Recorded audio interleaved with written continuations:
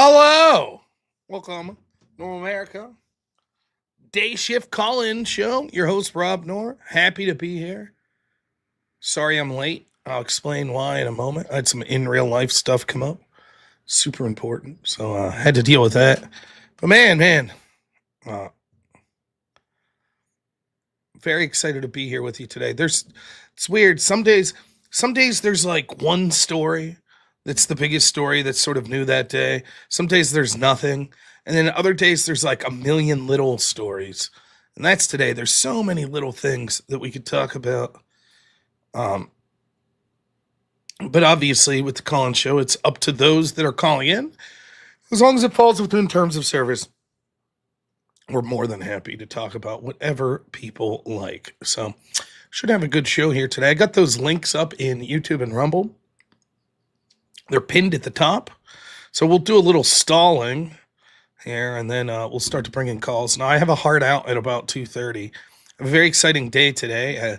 Today is my son's first Little League or T-ball practice. What it is it's like literally everyone in his T-ball league shows up today, and they like do a little teach-in session. So I'm going to go. Last year I was a volunteer, but I wasn't an official assistant. This year I was going to be an official assistant, except I do the extravaganza so much, and it falls in the exact same time frame. It really does. And so I'm going to volunteer when I can, but I didn't want to sign up to be an official assistant coach. So I'm happy that I'll be there today to help volunteer. I think it's a lot of fun. So should be good stuff.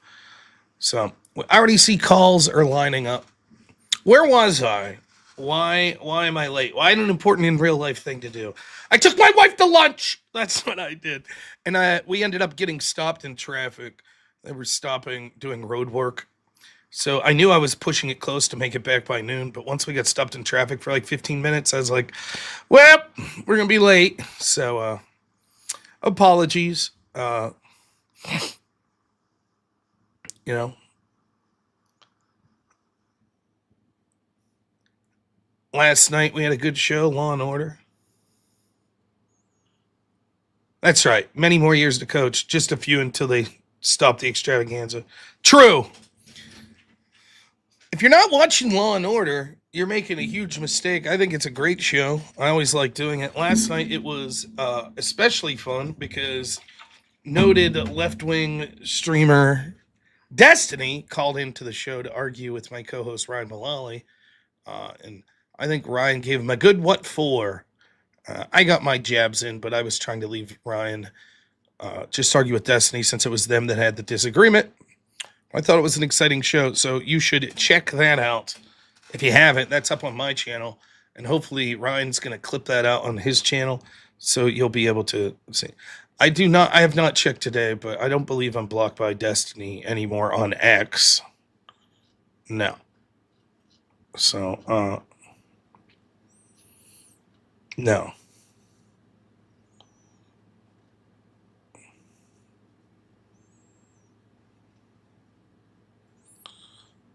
Nope, doesn't look like that's the case. So,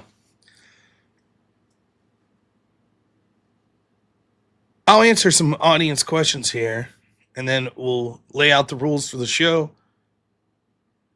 talk about a couple potential subjects, and then move on. What do I think of Thomas Massey? Is he a traitor in my eyes for not fully supporting Trump, or is he a patriot? Neither. I don't think he's a traitor for not fully supporting Trump. I'm perfectly fine with that. In fact, I think it's healthy. And one thing about Trump is he's going to put his weight behind people he thinks are publicly challenging him, for better or worse. That's just the truth. So I don't mind that. And I don't think anyone should just be 100% behind someone. With Massey, though, it's a little different. So I used to have him in much higher stock. There's been a couple things that really have lowered my opinion of him. First was Massey did, despite his libertarian underpinnings, he did end up voting for one of Joe Biden's budgets or CR or whatever, and was like, well, I did it because they promised to cut spending later. That's interesting. So when it came to Democrats, he's like, I'm willing to give them the benefit of the doubt. That's number one. Number two, Massey never said shit at all about the Epstein files when Biden was in office. And his argument was basically now he's tried to be like, well, that's because I knew they wouldn't do anything. So much for principles, right? He could have been pushing that issue then. Third, it seems to me that it's more than just a principled look. There are things I disagree with Trump. There seems to be personal animosity. Uh, so, I mean, and then a lot of his hyper focus on the Epstein stuff seems to be sort of grandstanding as opposed to doing anything worthwhile. But the worst thing Massey did, in my opinion, and no one brings this up, Massey, right after the shooting of Charlie Kirk came out, and was like, it's time to tone down the rhetoric on both sides. And for that, he could go fuck himself. Nothing outrages me more than when Republicans bend over backwards when they're being targeted and assassinated to be like, well, we all need to turn down the rhetoric. That is not the time or place for that sort of talk. It's not. And for that, I don't give a shit. Let Massey lose his seat. We need people that are willing to actually be in there and aggressively push for our side, not that's willing to bow down. Oh, both sides need to tone the rhetoric. Seems to me like Massey's stands on principle to condemn Republicans and condemn Trump, but seems to all of a sudden have excuses to not stand on that principle, like not bringing up the Epstein files during the Biden administration when it would negatively affect the Democrats.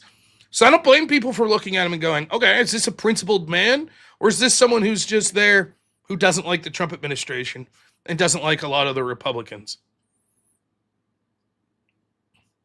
And then JR knows best. Does online personality seem to be a thing of the past, a 3 to 4 year old thing? No. I think what's happening is the market's being oversaturated, but I still think online personalities is a thing. What you're going to see is eventually, instead of like having just a few key people like your Mr. Beast or whatever, you're going to see more and more people enter the space and the market share sort of diffuse out. But online personalities are still going to be a thing. Yeah, I saw this Pinecone thing. Here we go. So what you're saying, here, what was her name?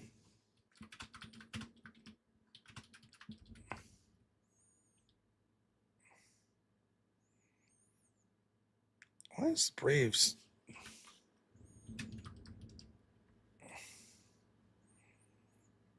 Braves search engine sucks lately. I don't know what's going on.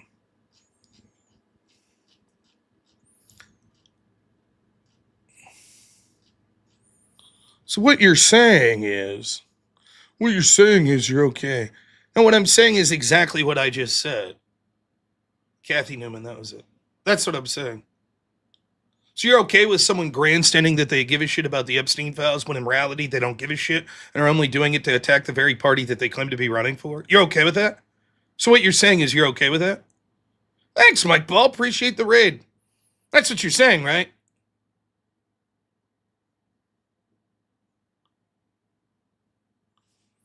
Yeah, man, I don't appreciate the loser mentality. Fuck that.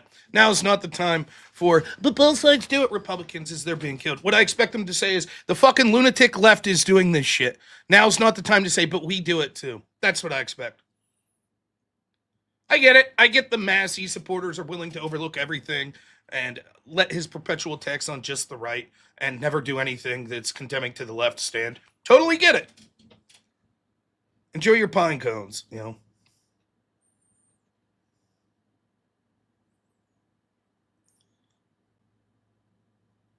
St. Will's, great to hear from you. Mike Ball, thank you both for the raid. Oh, so what you're saying is those people supporting Massey are okay with Iranian and Pakistani money? He didn't do shit about the Epstein files. Nothing. Nothing at all. He read some names. He supported reading some names of some people that weren't connected. Then he claims that he has the super secret information that he's going to release, blowing the lid off all of this, and has done nothing. He hasn't done shit. He sat there silently when Democrats were there. Massey saw an angle to run, and part of it's probably this. This is what I suspect happened with Thomas Massey. He did have some more principled views. He didn't particularly like Trump as someone who's probably a more libertarian-leaning conservative. Probably doesn't like the massive budgets and shit like that. Fair enough. He was willing to capitulate to Democrats because he thought he was getting some small benefits, but he wanted to push back on Trump because he expects better of Trump. All of that's fine, right? And so he found a grift. Well, what's an angle that I could attack Trump on from the right to get Trump supporters on my side? Epstein.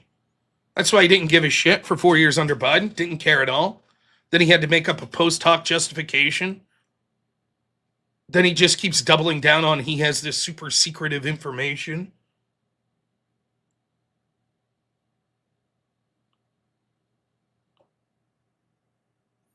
Yeah. Him and Ro Khanna, they did good. Smeared a bunch of guys whose lives will be ruined and forever smeared by demanding to protect. He actually, if I'm not mistaken, Massey signed off on a bill that not only forced the release but forced redactions, then was pissed off that there were redactions.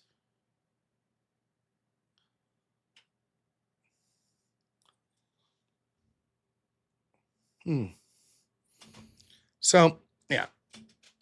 Now, having said that, I don't mind someone like Thomas Massey pushing for more fiscal conservatism. I'm fine with that.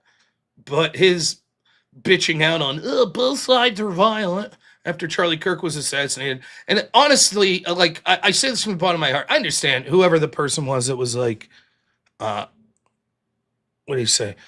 Ike. What would you have him say? Put on his own hit list. I understand that perspective. I do. I get the people on the right that are like, hey, we keep getting shot. It's time for us to say all sides need to calm down. I get that. Totally understand that. To me, you disgust me more than the Democrats. And it's not fair to you. It's not. That's literally my visceral reaction, though. I fucking hate you. Not really. I don't really hate you, but that perspective is appalling. Is absolutely appalling. That perspective is exactly how we end up in the position we're in now. The constant, oh, we're sorry. We're sorry that you're forced to shoot at us. We're so sorry. We need to calm down too. You're the type of people that some mugger would beat the shit out of your wife in front of you and you'd say, well, it was my fault too, Mr. Mugger. You shouldn't have mugged her and beat up my wife. But in fairness, it's my fault as well. You know, we shouldn't have came out with flashy clothes and jewelry. So both of us need to take a step. Fuck that. Fuck that. That exact mindset's how we're in this position right now. It's absolutely appalling. Been watching this shit happen since Steve Scalise was shot. No time of day. Goodbye to any Republican that says that. I hope you get fucking primaried. One of the people I really like is my friend Fabian Liberty. I did back and forth with him DMs about this because he's a big Massey fan, or at least he was. I would assume he still is. I told him straight up, I was like, I'll fucking work to primary this asshole. Fuck him. That's more harmful to us than just the people openly like, yeah, we want to pack the courts. We want to fucking, use violence against you. The people that are like, well, maybe it's all of us need to change. Goodbye. That's my opinion. So I understand. Maybe you're just a nicer person than me. I don't know. What the idea? What are we supposed to do? All we could do is lower the temperature. They could blow away half of fucking Republicans in Congress, and we'd still have these assholes going, well, it was bad that they did that, but Republicans need to lower the temperature as well. Mr. Jedediah, that's not my shirt. You have to talk to the Crucible people. I didn't come up with that shirt. Anyways. Right. Nothing says libertarian like slandering people under the protection of special government immunity. Of course. Now he's sort of reaping what he sowed. He makes accusations without proof of all this shit that he's talking about of sexual offenses, and now he's being smeared. I'm not evaluating that and whether or not I would vote for Thomas Massey. And if Massey wins, I wouldn't be terribly upset. I'm just illustrating the things about him that I don't care for. Can someone explain to me how a principled libertarian voted for that Democrat bill? Anyone? Is Massey? I've seen Massey's explanation. Well, I did it because it was supposed to enshrine cuts in the future, as if he couldn't see that Democrats wouldn't fall through with that.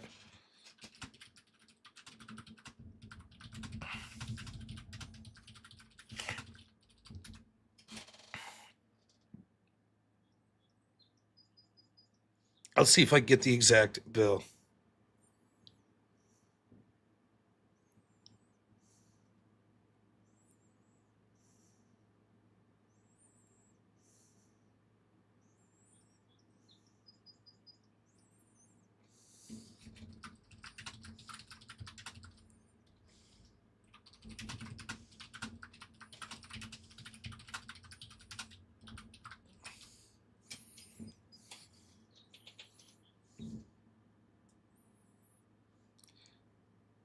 Let's see. We'll get the name of it. Yep, of course, he didn't mention Epstein until Trump.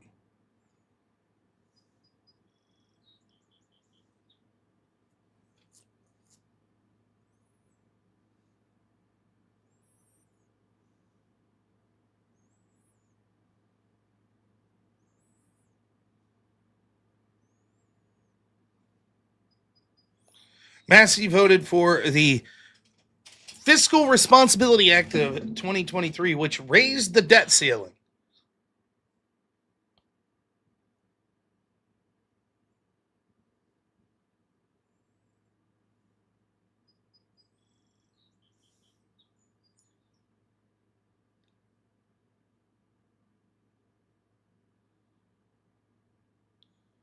Because there were supposedly automatic 1% spending cuts if certain things didn't happen.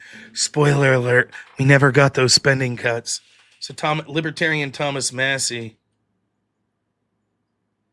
voted to raise the debt ceiling. Anyways, there's all kinds of things we could talk about today. You talk about Destiny calling into the show last night, which was fun, and the smackdown that he received. We could talk about... I have so many stories to talk about tonight, like little stories.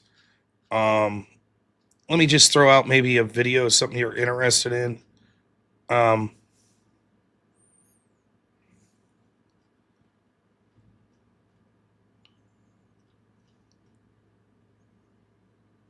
Forget the video. There's all sorts of stuff out there about like this Graham Plantner. Now he was caught saying that he likes to jerk off in Porta Johns and that he's making fun of a soldier that was killed. He was doing things like that.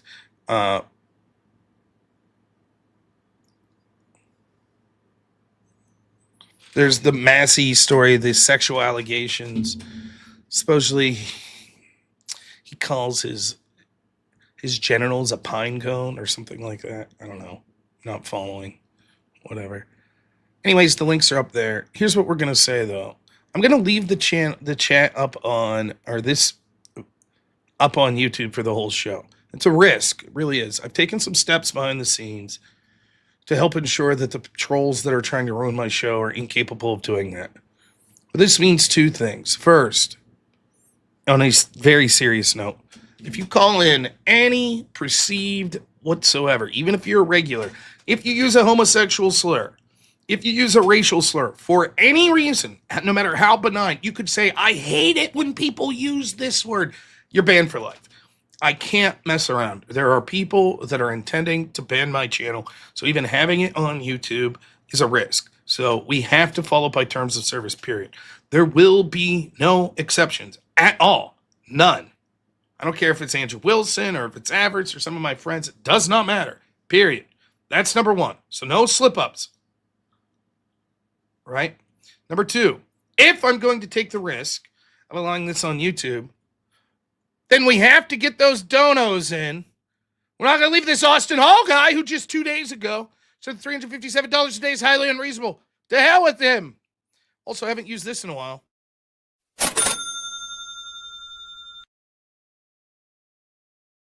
All right.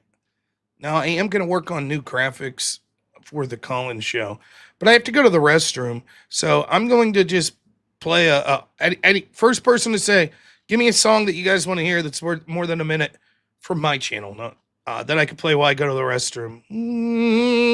First one. All Jar song. Got it. Right back.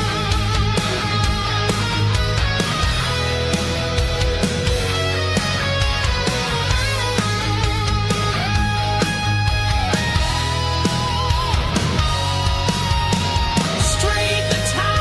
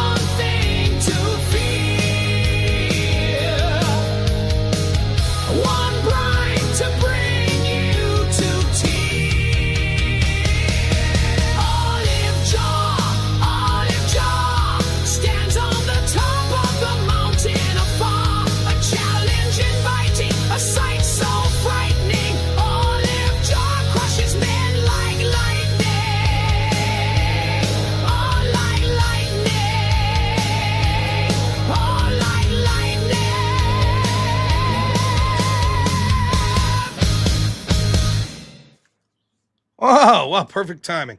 All right, going to start the call-ins here. Thanks, Flavius. We got one dono tonight. The great Flavius. $100 as we got to up those numbers. Thank you, Flavius. Really appreciate it. By the way, unrelated to anything going on, I assure you. The other story that I was going to, have you guys heard about, have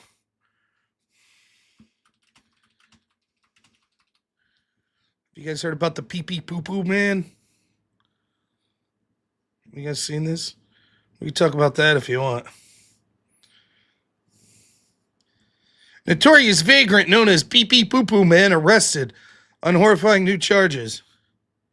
I'll spare you the details. Mr. Pee Pee Poo Poo Man here, he likes to defecate and urinate in a bucket and then dump it on people in Canada. Yes, it's true. You know, it's homeless deviant who terrorized Toronto with a series of vile poop bucket attacks in 2019 has been arrested in connection to alleged sexual assaults. Samuel Apuku, good Canadian name. His grotesque fecal assaults earned him the nickname the Pee Pee Poo Poo Man. In a 2024 indie film chronicling the crime spree.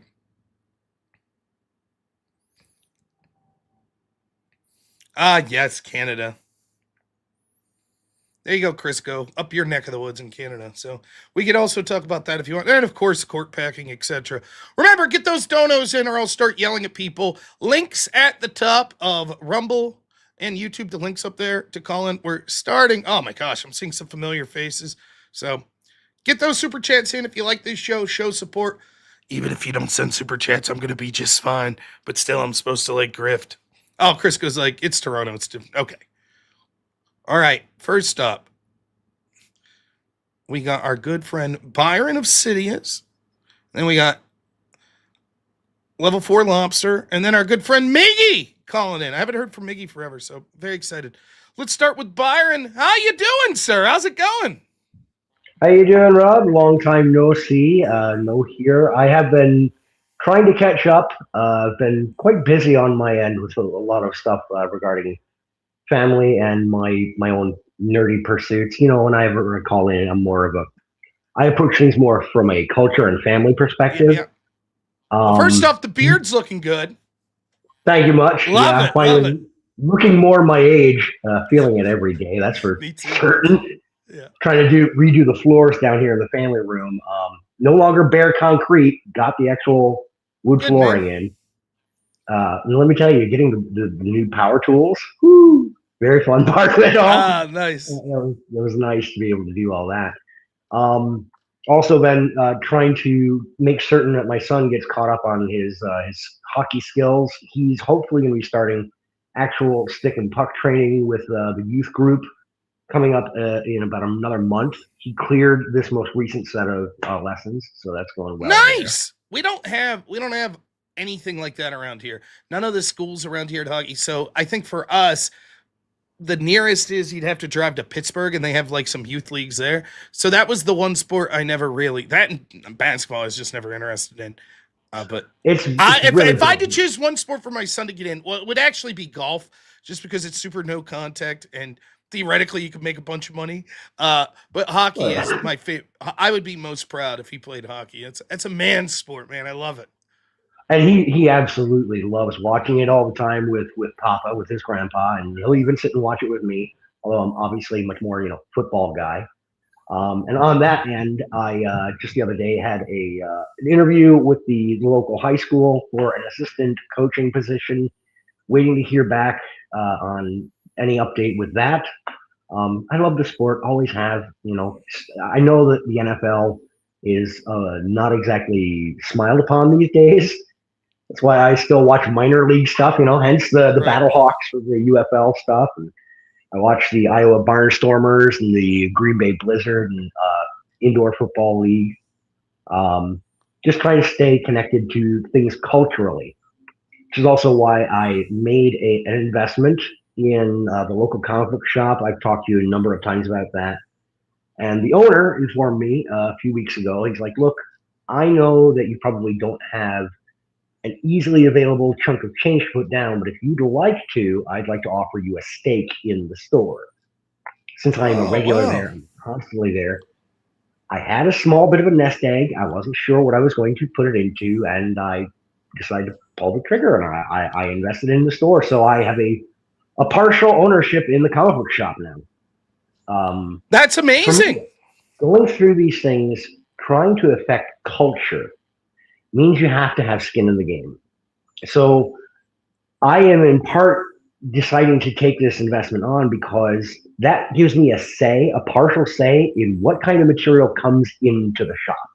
Okay. And I've already made one. I've already told Lee there are a couple of series I'm a little hesitant about you having here, but he did listen to me, and one title he decided, nope, he's not going to order any more of because he hadn't been reading it. I took two of the issues off the rack and opened them up and showed him, like, this is the crap that you're selling people. It is degenerate nonsense. Why would you want this on the shelf available for any kid to come in here and look at? It's horrendous. He actually heard me out to make the argument, and he's like, okay, I won't order that anymore. It's a What was it? small thing. It's called Beneath the Trees. It's kind of a play on the old poem Beneath the Trees Where Nobody Sees the Teddy Bears Have a Picnic. But it's basically the teddy bear is like a form of Dexter, and they're doing this with like kids cartoonish imagery. Right. I normally I'm very pro open expression artistically, but he does cater to a younger audience at the shop, and I don't think that's appropriate for kids to have easy access to. So I yeah, hear I'm a you. bit of a I'm being a bit of a prude when it comes to that, and I get that Well, that's it's probably not I my think time. that, like, especially now that I have a son, like, it's amazing how formerly I'd just be like, ah, live and let live, because you don't really think about it. Then when you think about like the spaces that your kids go into and sort of this stuff, there's a lot. What's up, buddy? There's a lot of like even like YouTube, like YouTube Kids, right? Like I'll sit there, I'll watch the stuff. I don't leave my son watch it without me because like there's one the other day and like most of it's They super inject benign. some weird, Yeah. but they inject some weird stuff into Yeah, there. and there's like one, and it's just like these characters that are like offing each other, and I'm like, I don't know, man, it's a bit much. Like I could handle like we were watching the old 1980s Ninja Turtles, right? And they're like beating up the Foot Clan that are robots and stuff. I can handle that, right? But like, you They're know, robots. yeah, like I don't know. Kill the It just clankers. seems Ah. it seems a bit much like some of the stuff there. So we don't do the YouTube stuff. We do like we do Disney Plus and stuff, but mostly what we watch, I got them into now. Like all those old Disney animated movies also would have cartoon series. So like there's the Aladdin movies, but then there was also like every Sunday morning or whatever, there'd be an episode of an Aladdin cartoon. So he's been watching the Hercules cartoon, which I enjoy thoroughly. Oh, you may have frozen. Oh no, no, there you go, there you go, Possibly. there you go. But yeah, no, I remember there was an Aladdin spinoff show. There was a Jungle Book spinoff show, I think, for like one series. They did a revamp of DuckTales, which I Yeah. watched through with my kids, and it was actually pretty cute. And there were some subtle adult jokes thrown in, more or less picking on Launchpad being a dumbass. Who's still, I appreciated the family humor. Yep, I totally agree. Well, Byron, it is an absolute pleasure, man. By the way, I got the books you sent. Thank you so much for that. Hank's now getting into. I haven't really got him into comics yet, but I look forward to. He's now. What I found for him was, and we're gonna start reading this summer. I found in like a kids type animated Lord of the Rings. Right, so it starts with the Oh, Hobbit, okay. but it's like full. Each page is like fully animated, and so I thought That's maybe he would cool. be more into that. And I feel the Hobbit's more like age appropriate, uh, Yeah, it's than more level for like middle yeah, grade kids, younger right. kids. So I'm trying my best, and then he's super into dinosaurs. So I'm holding off on Jurassic Park because I think it could be a little scary. But we've been doing like Land Before Time and things like that, and I got some books on that. So I love reading to him though. I think it's very cool. So Little good stuff. well, you have a good one, man. It's always a pleasure to hear from you. Thanks so much for calling Good to in. see you, buddy. Take it easy. Cheers. Uh, yeah, no. They were violent. I agree, but I'll tell you exactly what I saw. I hesitate to say I don't even know. It's so funny because I could probably get in trouble for saying this on YouTube. The video was like there's all these weird. I don't know if they're like online series or whatever. Like Five Nights at Freddy. Do you guys know what that is? I barely know what that is, but I'm aware that it was a game that like spun off into toys and stuff, right? And now maybe it's a show too. I don't know. But the whole premise of Five Nights at Freddy is that like I think I'm gonna sound like the oldest man in the world. That it's like this theme park with these robotic animals that are like killers. And like when you're playing the game, I think you got to keep looking at different cameras to make sure that these dudes don't creep up on you or whatever. And then there's a bunch of other things like that. Happy Tree Friends, I don't know that one, right? So there's stuff like that. And the one we were watching, I don't think it was Five Nights at Freddy, but it was characters like that. And the one dude, I'll put it this way because I don't even know if you could say this on YouTube, but on this YouTube Kids video, he was saying it.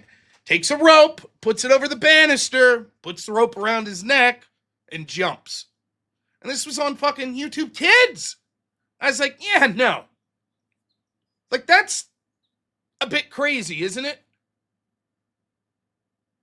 Like, I don't know. I guess Looney Tunes may have had, they had some of the Old West, episodes. Maybe something pseudo like that had occurred. But, anyways, for a 5-year-old, I was like, no, thank you. Too much. So I don't know specifically what it was. But, all right, next up, we got our good friend Level 4 Lobster. I remind you, consider sending in some super chats if you like. If you want to get in queue, the link is at the top of both YouTube and Rumble. Feel free to click. All right. Andrew is a shill. Andrew Tate, leave him alone. There we go. Mr. Level 4 Lobster, how are you doing today? Good, sir. How am I coming across? Good. It sounds like you're maybe at a Buc-ee's, but other than that, pretty good. You wouldn't catch me dead there. So as a fellow fat guy with a beard, I figure the easiest way to approach conversation is always with food. So Yeah, I've got an appetizer, I've got the meat and potatoes, and I have the dessert. Now, as a fellow fat man, we're starting with the dessert, okay? Ooh. We always start with the dessert. And the dessert only happened because I listened to the last caller, which reminded me of how hockey is now a USA sport. Like USA owns hockey. It owns women's hockey. It owns handicap hockey. That's right. It owns men's hockey. It owns hockey so bad that my daughter is so tired of hearing Freebird play every weekend. Because you know what? Why the fuck not? Why not? I totally agree. And that's what, look, at the end of the day, there's a lot of things to complain about with our politics, our culture, etc. But one of the things I love about the USA is if we get spiteful and just decide we're going to take your best thing from you, like hockey, then we can't. If the USA wanted to become the best cricket team in the world, we could. It'd give us like 5 years, but we could do it. We could field the best cricket team. And we've taken everything from Canada. They have nothing. I don't even know. I would assume if there's lumberjack games that still occur in Canada, that the U.S. is winning those too. We just dominate that country, Well, it makes sense why they do have the maid service, because honestly, when you just get everything taken away from you, what is there to live for? I mean, it's bad enough with the weather. I get the weather, but no, I'm just so happy. I'm so happy I wake up. They still have the pee-pee poo-poo man. We don't have that. So they got that. If you're looking for a nice place to get fecal matter dumped on you, Toronto, the place to be. So I'll fully admit that's one that we're not coming. I mean, maybe in the streets of LA or something, but not really interested in taking that. It's so bad that even people from Texas can be like, dude, we've got it bad, but at least we're not Canadian, Yeah. Well, I used to piss with Canada all the time because I had some friends from there that were like super woke. And my thing with illegal immigration was this. We keep being told how great illegals are. They're better than Americans. They're just the best people ever. And why should then us shitbag regular Americans get the benefit of these great illegals? Let's keep sending them north to Canada. Who loves them? They're super woke. They say the illegals are great. It sounds like a match made in heaven. Let's just send all the illegals to Canada, and my Canadian friends all of a sudden would get real pissed. They like the illegals when they're in the United States, not so much where they were being suggested in flooding their neighborhoods. Then it was different. So that's Canada for you, you know. All right, so much for the dessert. Now the appetizer. Okay. Had a house fire. What was it? Sunday night? I think around 8 o'clock. You always anymore. I don't know how it is in PA, but around where I'm at, when I grew up and I heard a tornado siren go off, it was time to head straight to the basement. Like you didn't stop at go and collect $200. You didn't go outside and gaze to see if the tornado's come to get you. That was a sign that the tornado is on the ground and you've got maybe 2 minutes to get sheltered. That's not the case anymore. We had a tornado warning go off, and the tornado was 250 miles west of us. And it was just warning us, hey, there's a storm coming that could be tornadic. And I guess that's somewhat helpful, but at the same time, it's just causing me, when you hear the alarm to go off, we don't go downstairs. We all go outside to look at the car wreck, you know? Yeah, that is weird. And it's changed here too, now that I think about it. It used to be if you heard the siren, it was like imminent. There's probably a 20% chance that there was going to be a tornado within like 4 miles of you. That's why they were like putting the siren. And we would always go into I've talked about it before, but like he's not really my uncle, but basically my uncle, he had a big empty basement that he would work on cars. So we would always go there. And as kids, we were always gung ho because he always had like a bunch of candy. So we would convince our parents to go down there with us and then just eat Milky Ways and shit. But yeah, it's a weird thing. Like, I think that it has changed. It used to be the thing that when you heard that, it was game on. Now it's just like, I don't know. I'm still playing Call of Duty. I'm not going to end that, you know? And maybe I grew up in a super small town, super rural. We're talking like 40 people, and the biggest town was like 4K, which was about 15 miles away. And so, like, you hear the tornado siren go off from the town 15 miles away, and maybe because it's smaller, like that was letting you know, hey, it's down right now. And whereas now I live in a bigger city, so maybe that's just the norm, and I just never experienced it before moving to a bigger city. But that would make a little bit more sense of why you get a warning to go off without a tornado down on the ground. Yeah. So what's your main course? Okay, so I wanted to get your definition is the wrong word, but your idea of the concept of drain the swamp. What do you mean when you say drain the swamp? And what do you think the general public means by drain the swamp? For me, what I mean is that I think that there are these institutionalists that sort of basically are beyond caring about what the general population thinks, and they engage in corruption to enrich themselves and their fellow institutions. And so draining the swamp means that we drain those people, we hold them accountable, we remove them from areas of power so that the levers of power are accountable to the actual constituents again. That's what I mean. So a real example to put it in practical effect would be the FBI is corrupt, and so therefore we must take down the people in the FBI that are corrupt, or else they will continue to be corrupt. And they're all in it one big game together, all of these institutions. So that's what I mean. I would think that the public probably largely agrees with the same thing. All of these people are in a big team together. They're corrupt. They don't give a shit about us. And drain the swamp means holding these people accountable and getting them out of positions of power. So I've got just one, I guess, pushback on, well, it's not even a pushback, and it's not really a disagreement, but like, what does the concept of holding these people accountable mean when you're talking about draining the swamp? If draining the swamp means just getting rid of these people, like, is accountability, yes, it is fair and it's just, and you feel like it's something that should be, but if your goal is to drain the swamp, if they're just gone, haven't you achieved draining the swamp? At least partially? Yeah, that's a step towards it, but yes and no. It depends on each individual thing. It does not mean that everyone that was, quote, part of the swamp committed crimes even, nor does it mean everyone that committed crime must be held criminally accountable, or else you can't begin to drain the swamp.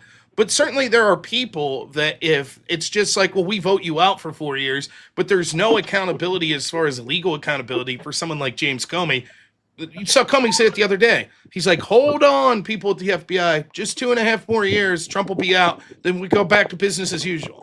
That's the problem. You could have temporary victories, but unless people, it doesn't have to be everyone, unless key people that have engaged in criminality are held responsible, then it's inevitable that as soon as one election goes the other way, it's just going to come right back to what it was.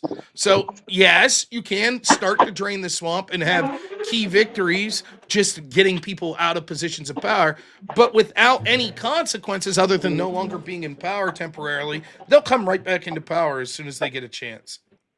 I just feel with the consequence aspect of this, I think it's wishful thinking. I think it's like a wet dream. I just don't think it's possible, especially in the District of Columbia.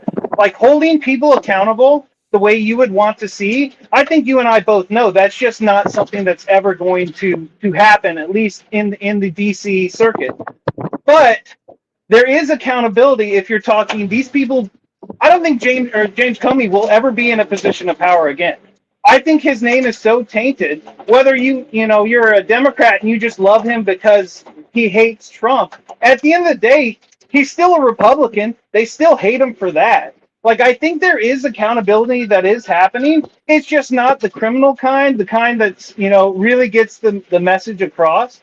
And I brought up this whole thing because I know that one of your things has always been drain the swamp. And I agree with you. And I've sat here and I've been thinking, kind of like with the Epstein files, like, what am I expecting when someone says drain the swamp? Because I can make an argument that Donald Trump has drained the swamp better than any president ever in U.S. history. The amount of federal jobs that he's cut, the judges that he's appointed that shot down Chevron, like the federal government may be at its weakest point, even though it doesn't feel like it in a long time. And now he's going after NGOs like Act Blue. He's going after the Southern Poverty Law Center. Like he's going after these established arms of the Democratic Party or this machine, I think better than anyone. And I would say, is it perfect? No, but I think he's done a really good job. And to say that he hasn't drained the swamp, I don't think is a fair assessment personally. Well, he has, as in, it's not like if you're draining a pool and you get it halfway drained, you haven't drained the pool. So, like, just in a semantical term, I understand that. No, you still drained it. You just haven't drained it all the way. You're draining, but you haven't drained, right? Like, do you think that Trump drained the swamp in his first term? I think I think you can make an argument that the steps were laid out for it to happen. The fact that he got and I don't think it's really on him. I think it was more on Mitch McConnell. I think as much as I hate Turtle Man, I think he may go down as one of the most important people in this movement moving forward because he was able to hold on to that judicial seat and getting rid of Chevron. Trump putting these conservative justices in place and getting rid of Chevron, I think, was the biggest deal. Like, so I can make an argument, but not in the way that you maybe. So let me agree and disagree with you. Well, not really disagree. Well, maybe some. Okay, so here's my thoughts. Has he drained or been draining more than any president ever? That I don't know. More than any in my lifetime, I could say that. But I don't know if we go back to Theodore Roosevelt or people like that, or Andrew Jackson. Yeah, if they didn't kick some scummy people around, that could be the case. But I'm no historian. I just know. I'll give you that. But that's all that matters would be now. Yeah, I mean, certainly Trump as a Republican did more to get rid of these institutionalists than Bush. Either Bush, and so then you're going back to Reagan, and it's like I don't recall. I don't think with Reagan it was Reagan was sort of along with Bush Senior as his VP, CIA man, so it's hard to suggest draining the swamp there. There's a lot of things I could say about Trump that's not draining the swamp, like his connections to people like Lindsey Graham or other sort of career intel people. That's not draining the swamp. But if we're looking at it through a lens of incrementalism, there's certainly been a lot of gains that many people, myself included, when you get upset in the moment, you're not really looking at. For example, having the lowest civilian federal workforce since 1966 is an incredible achievement. It really is. Because part of draining the swamp, I think, is I don't know what word to use, neutering sort of the size and power of these agencies. Chevron deference, you're absolutely right. In fact, probably the lasting legacy of Trump, the two things that are going to be the real lasting legacies are one, the moving of the Overton window to where we can actually talk about these things as like serious majority of the people in the country focused on them. And that's going to lay the groundwork for the next person coming along that theoretically could do even better than Trump, even the areas that I think Trump's failed. And the other thing is the court decisions. Dobbs ending Chevron, this VRA case ending racial gerrymandering. This is huge. These things are enormous. And for those that are sort of blackpilling on Trump, I would only suggest this. Like, why do you think Democrats are freaking out to the point where they're just nakedly saying, we're just going to rig the game for us forever? We're going to pack the courts. Gavin Newsom saying, if Republicans end up in a runoff for governor, we're just going to say, no, fuck you. You can't do that. They're panicking because they see, even if Trump supporters or right wingers don't, because, my Jewish people, I get it. Like those people that want to freak out, that's the only issue that matters to them. Fine, there's no talking sense into those people, whatever, right? But for the rest of people, they can see, oh shit, these are serious inroads. In addition to like Act Blue being under investigating, Southern Poverty Law Center facing crimes, these are parts of these institutions in swamp, or ending DEI or attempting to end DEI on college campuses. All of that's part of what I would consider meaningful ways in an effort to drain the swamp. And so if I'm looking at it, is this perfect? No, I don't like the attack in Iran. There are other things. I don't like the fact that there's not mass deportations. I don't like the fact that Trump's talking about still leaving 500,000 Chinese students into the country. But comparatively to what we've seen before, this is the first time that I've seen at least the ball moving in that direction in my lifetime. That at least it's moving towards looking into these corrupt institutions and airing the dirty laundry. I hope that it results in charges, etc., and perhaps convictions in some ways. But yeah, I agree with you that I think that there's more to be happy about comparatively. And the people that are blackpilled to the just like, well, this is it. Give up, vote Democrat. Okay, we're never going to, and I hate to bring this up, but when Nick Fuentes is talking to Steven Crowder, and Steven Crowder's like, I'll spare you the details, but basically Steven's like, Nick, I'm the perfect candidate in all your positions, and outlines them, and Nick's like, yep. And he's like, there's only one difference. I do think that Iran's a threat. Could you vote for me? Nope. All right. Well, that gives the game away to what it'll always be. As long as there's one excuse that you can find that something's not perfect, then you'll cheer for the other side that's worse than all of these things. At some point, you have to learn to take incremental victories and push for more incremental victories within the system, as opposed to just like, in my opinion, childish, like throwing your hands up and saying, everything's not perfect, so I give up.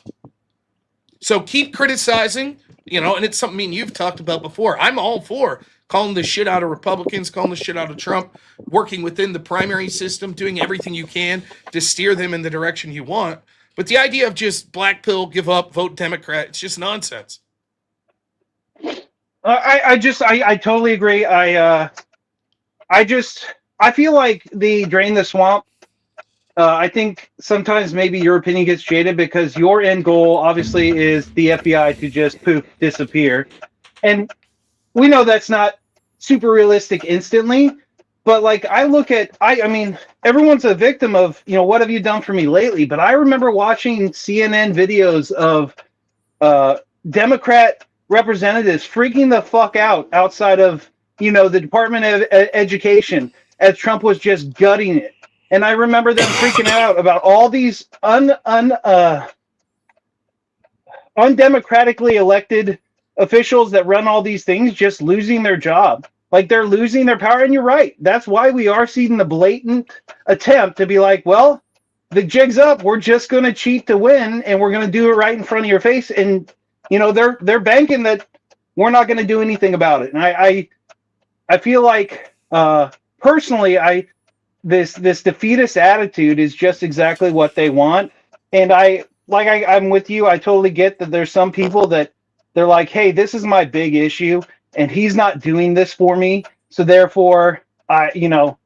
bad Trump. I'm not voting Republican, but that idea is just venomous because it only leads to the Democrats taking power again. And while maybe we can eat one defeat this year or in 2026 because Trump will have the power to veto, if they're in line to pull the presidency after taking the House and the Senate in 2026 and then in 2028 take the presidency, we are fucked. Yeah, we are fucked. it is literally, and it's something that you're going to see. You know, for me, I always found this interesting, and I know I've talked about this in the show before. You should always look, as a human being, you should always feel free to criticize anyone you want, particularly when it comes to people that are supposed to work for us. So if you voted for Trump and you don't like things, by all means, criticize. You vote Republican and you don't like what they're doing, by all means, criticize. Totally fine with that. For me, though, I think once you get into sort of campaign mode, it's important to like start to make adult decisions and be like, listen, it's not just the candidate versus the perfect, hypothetical perfect candidate, because that's not reality. It's that we basically have a two-party system, or you could come up with a clever way as to why voting third party would make some inroad. That's clearly not the case right now. And we are talking about a world where Democrats are explaining to you, if we win in 2026 and 2028, that's it. That's the end of the game. There is no way out through like policy anymore. There's no way out through voting anymore because we have literally told you we are going to rig the game to ensure that you can never win again. We're announcing it that like, and we're saying we have the moral right to do it. It would be crazy for us not to do it. It's extreme to not do it. That's what they're suggesting. And if your solution to that is flirt with, let's give them a little power and then hope that they don't get ultimate power. Okay, what happens if you're wrong and you giving them little power goes in that way to getting ultimate power? You just say, oh, shucks, and the rest of us are fucked forever because of that? Because you threw a little fucking tantrum because you're upset at Jewish people? I mean, I don't know what else to say. They have nothing to lose, Rob. That's why it's easier for them to just say fuck it, because they do not. I mean, and given they have been screwed over. This Generation Z is looking around and being like, you know, this is ridiculous. We have no shot of succeeding in this world, and it's because the boomers have just taken advantage, and the millennials just as bad haven't done their civic responsibility. And so I get that, but like, I don't know how to get around the defeatist when you're talking to a crowd that has nothing to lose. And when you're talking to a crowd that has nothing to lose, it's really hard to break in and get them to listen. Well, I mean, I don't know what to say. I try to treat those, but there's one in the chat right now. Xphobic, you're welcome here. Absolutely, of course, but there's no talking sense in this guy. He could watch Nick Fuentes talk to Steven Crowder and say, I don't know who the candidate will be. Yeah, it's a serious concern. Democrats will get power. I don't know. It'll just work out. Trust me. Okay, he says. Sounds good to me. I'll bet dollars to donuts Xphobic doesn't have children.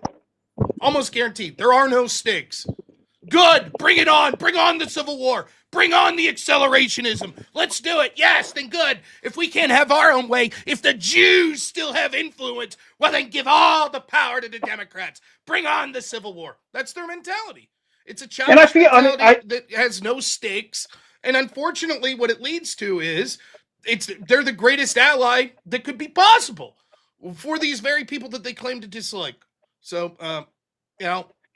I just, in people like Xphobic, I mean, Rob, maybe kind of, poking at you right now, and I get that can be super irritating because you do have valid concerns. I don't think Rob's the individual that has waved away your concerns and been like, hey, shut up, sit in the corner, vote Republican. Rob has been like a staunch fighter for that voice. He doesn't like the Iran war. Maybe not for exactly the same reasons that a Groyper might not, but like Rob has been criticizing this presidency, and I want them to know is like, I hate that they feel the way that they do, and I totally understand it. And I'm not sure of the perfect way to get out of this, but what I can tell you is if you're thinking burning it all down is the way to go, it's just a losing fight, and at the end of the day, it's not going to end the way that you think. It usually ends up way worse.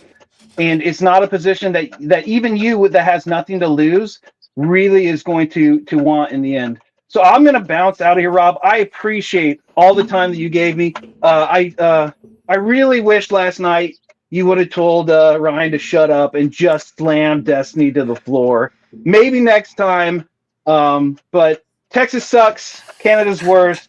Everyone have a good day. Thanks, Rob. Thanks, Lobster. Take it easy, man. Um, yeah, ex-phobic. Like, sometimes it could be a bit hyperbolic, but like even you, Crowder clearly says, but I think Iran's a threat.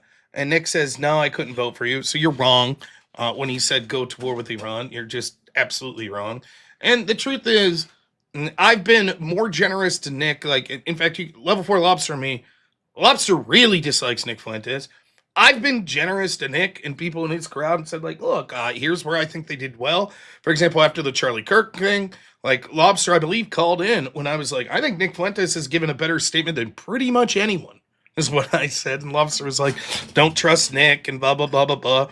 So I've ultimately, to the chagrin of many of my listeners that don't like Nick Fuentes, defended him more, right? There you go. See? The only option left is to vote for Democrats. You're my enemy then. I don't know what to say. You are no different to me right now than the woke trans crowd that wants to train our kids and have mass abortions that's voting Democrat. Ultimately, you are voting to ensure to help them pack the court, to help them have more trans shit. You don't have any idea what you're doing. I would ask you are ex-phobic, just like Steven Crowder asked Nick Fuentes, who's it going to be? Who's the candidate? Explain the theory to me how this works. Okay, 2026, we vote Democrats. How does that lead to Groyper president in 2028? Who's it going to be? The other day I said things like this. Ex-phobic who's in there claiming that I'm strawmanning him, right?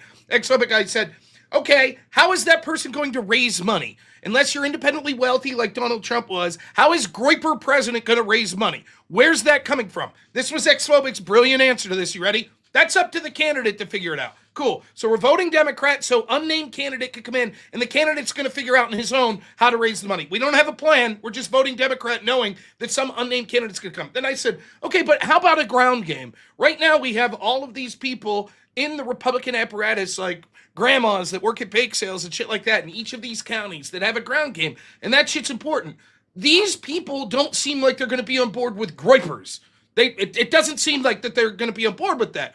So how are you suggesting way to get a ground game? Ex-phobic's brilliant plan here. You ready? Can you guess what he said? That's up to the candidate to figure out. There you go. So, in case you haven't followed, we vote Democrat, and somehow, somewhere, that leads to an unnamed Groyper candidate that will come about that we have no idea how they'll raise money, but this candidate will not only be a Groyper, but so smart that he'll be able to figure out how to do all the fundraising, and he'll be able to figure out how to do all the ground game. That's the official position, at least of ex-phobic. That's what we're looking at. I don't know what else to say other than, yeah, I don't think voting for the people that are literally telling me, I want your way of life to cease. I hate you for being a white man. I want to trans your children. I want mass abortions. I want to censor you online. I want to lock you up in prison. I don't think that I'm going to vote for those people off of we assume some magical candidate. Just have faith. Some magical candidate will come about and he'll do all the right things and win. I'm sorry, I don't buy it. I just don't buy it.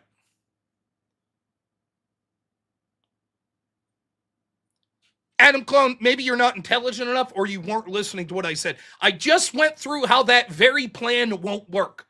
It's not going to work. It's not going to lead to all the... Oh, shit. Vivek lost in Ohio. Let's ask Nick Fuentes, then Groyper candidates from here on out. Not going to happen. Not happening. In fact, what will happen is that donor class in the ground game class is more akin to the old Paul Ryan, Mitt Romney class. That's the direction it'll go. It ain't going to go to the Groypers. But it doesn't matter how many times you say that. The same people, there's no talking to them. I mean, they watch the guy that come up with the plan talk to Steven Crowder and say, I don't have a clue. I don't know. I'm shocked. I thought at least Nick would have a name. I don't know. Trust me, though, you'll like it. It doesn't matter. There's nothing. It's the same as last night, Destiny calling it. There's nothing. 90% of Destiny's audience is going to say Destiny's based in one, even if they objectively gets crushed in a debate.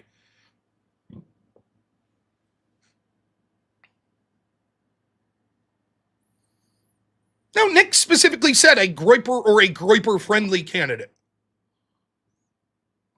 Anyways, Taylor TC, thanks for the $10, says black pillars are worse than DNC insiders. Cutting the civilian workforce reduces the inertia of bureaucracy. This is an 80-year problem. Black pillars will do nothing but stop forward progress. Yeah. And Balder Azargard, thank you for 20-somethings. Appreciate it. All right. Last thing I'll say is I am willing, a lot of people just jump on the Nick's a Fed. You haven't heard me say that? I'm not. If you think he's a Fed, you absolutely have the right to say it. I'm giving the people in the chat the benefit of the doubt that are on this side that they want similar things for me in this country. I just think that your plan on going about it puts you exactly at odds with me. Exactly at odds. Vote for the guy who hates you for your skin color so that we get a government that doesn't hate you for your skin color. We are not there already. Trump is not a neocon. It's not the exact same as what the neocons wanted. That's not it. Did the neocons shrink the federal workforce to the lowest level since 1960? Did the neocons end Chevron deference? Did the neocons overturn Roe v. Wade? Did the neocons charge SPLC? Did the neocons look into Act Blue? Did the neocons stop things like and start investigating and prosecuting things like Somali daycare fraud? Did the neocons secure the border where there's less people coming in a month than there was in 1 hour under Joe Biden's presidency? Did the neocons have net negative migration? It's just neocons went to some wars and Trump attacked Iran, so he must be neocon.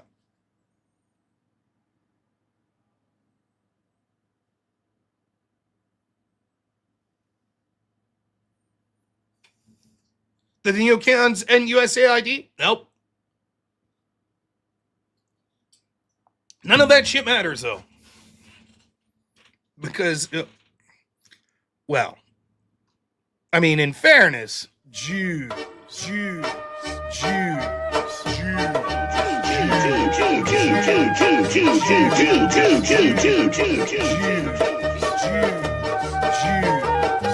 Now I'm good. Now I'm speaking the truth. All right. Enough time to the Groipers. They can call in if they like. Next up, Miggy. I haven't heard from him forever, so can't wait to talk to him. Let's bring him on. Miggy, how you doing today, man? It's been a while. Man, it's been a while too, Rob. And oh man, I think you missed out. Well, I don't know. You were seeing that we had a tornado outbreak yesterday in Nebraska and day before yesterday, and I was out chasing. Oh, were you? That's amazing. Yeah. I went to go chase the supercell that was south of my town. I was down by Wymore. We had a couple of tornadoes confirmed, and that one, and I saw like the rapidly rotating raw cloud. It was crazy. And then I got stuck for a moment because obviously I was pelted with heavy rain and wind so badly I could not even see in front of me. I tell you, the visibility, it was almost damn near zero. And there was that other supercell that just popped up out of nowhere and brought a possible violent tornado by Pawnee City, Nebraska, and traveled all the way towards Missouri. And I'm not sure how long that the length was, but it looked like it was on the ground for quite a while. And I couldn't get there on time, so I missed out on that one.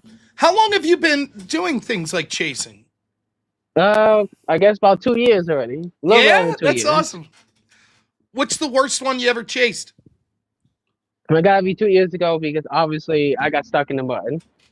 And it took me hours just to get out. Crazy. It's crazy. How did you even decide? Now, I know we've talked before about but how did you decide to go from just having an interest in this to actually start storm chasing? No, I always had interest in storm chasing when I was a kid. I just never got to after I moved out back to the East Coast. We just didn't have that anymore. But when I came back to Midwest, I was like, yeah, I'm gonna start chasing again. That's awesome. So what do you think? You hear there's a lot going on here politically. Like you hear the people that are suggesting vote Democrat. You hear the me talking about how they're trying to pack the court and how that's basically unrecoverable. What do you think? What's your general thoughts? We haven't talked in a while, so what's your general thoughts? Yeah, two things. Well, the first thing was about the Democrats, voting Democrat. I saw the Steven Crowder debate. Honestly, Steven Crowder absolutely pretty much just dog walk the hell out of Nick because obviously Nick. Look, I don't think he's a Fed. To be honest, everybody say he's a Fed. I don't think so. He's Yeah, just I a don't think he is frustrated. either. Yeah. To me, I think he's just a frustrated crash out that's tired of being pushed down.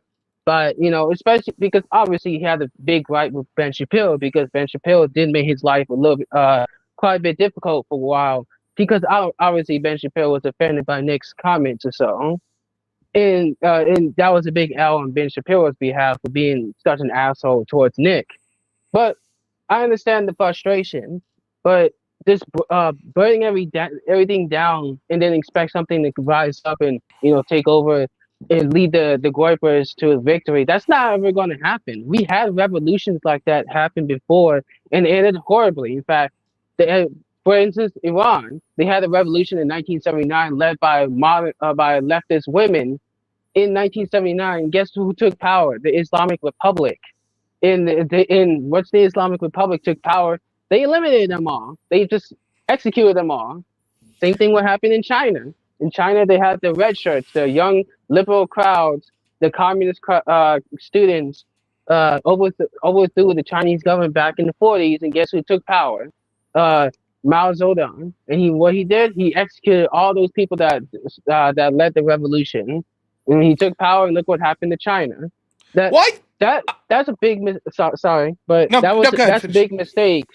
That's a big mistake what Nick is doing because obviously he's creating chaos and the problem is people since we have suffrage for everybody, people are gonna vote for something that's for a police state that's even worse than the Patriot Act. And Nick Fuentes is making a huge gamble with that. He's gonna lose. He doesn't have any money. I mean, he has money, but he doesn't have the infrastructure to actually make the gains that Trump was able to do. Despite all the roadblocks Trump has faced, he has been making gains in terms of trying to change the party. In fact, we just saw today that Trump endorsed Ken Paxton for Yeah, I know. against John Cornyn. That's impossible. Paxton never went, and this is like so. Two things arguments I'll make here. What the first is this was the same argument that I was making to Owen Schroyer, which is you can't envision a world if Trump wasn't president where Ken Paxton beats John Cornyn. It's just not possible. It's not. Right? Now that's not to say, but has Trump endorsed any shitty rhino type people? Yeah, he has. But the truth is that the people like Paxton would have never had a shot had Trump not been in the position. So him sort of moving the Overton window is what allowed to that. The second thing is, if I don't know. Again, I haven't called Nick a Fed or anything like this. I suspect that Nick and maybe a lot of his crowd, I'll act ex-phobic in them here. I don't know that they would say this publicly, but I think secretly they know. I think they know. There ain't no Groiper-friendly candidate coming in 2028. And I think that they are true accelerationists. I think truly they don't want to say it. They don't want to say, but they believe we're fucked. They believe there is no hope. There is no candidate. It's not possible. They understand it practically. It's not going to happen. And so they want the Civil War. They want it. So when you're like, but don't you understand if you vote Democrat, they're going to pack the courts and shit. In reality, they're like, good. Good. Because there's no hope. And so let them pack the courts and let it be to the point where people say, I can't stand it anymore. Now we have to operate outside the legal system. That's, in my opinion, that's what they want without saying. Now, it's not a winning message to say that, because if you say that, then correctly, people are going to push back and say that's black pill defeatism, that's terrible, that's just giving up. But in reality, I think that's what's going on. So when you point out, you don't really have a plan, well, that's sort of the point. They don't really have a plan because they know there is no plan. Because the real plan is to lose. Because losing is good. Because if we lose hard enough and fast enough, then inevitably we'll just get down to business, which is what they want. And I don't want to see that.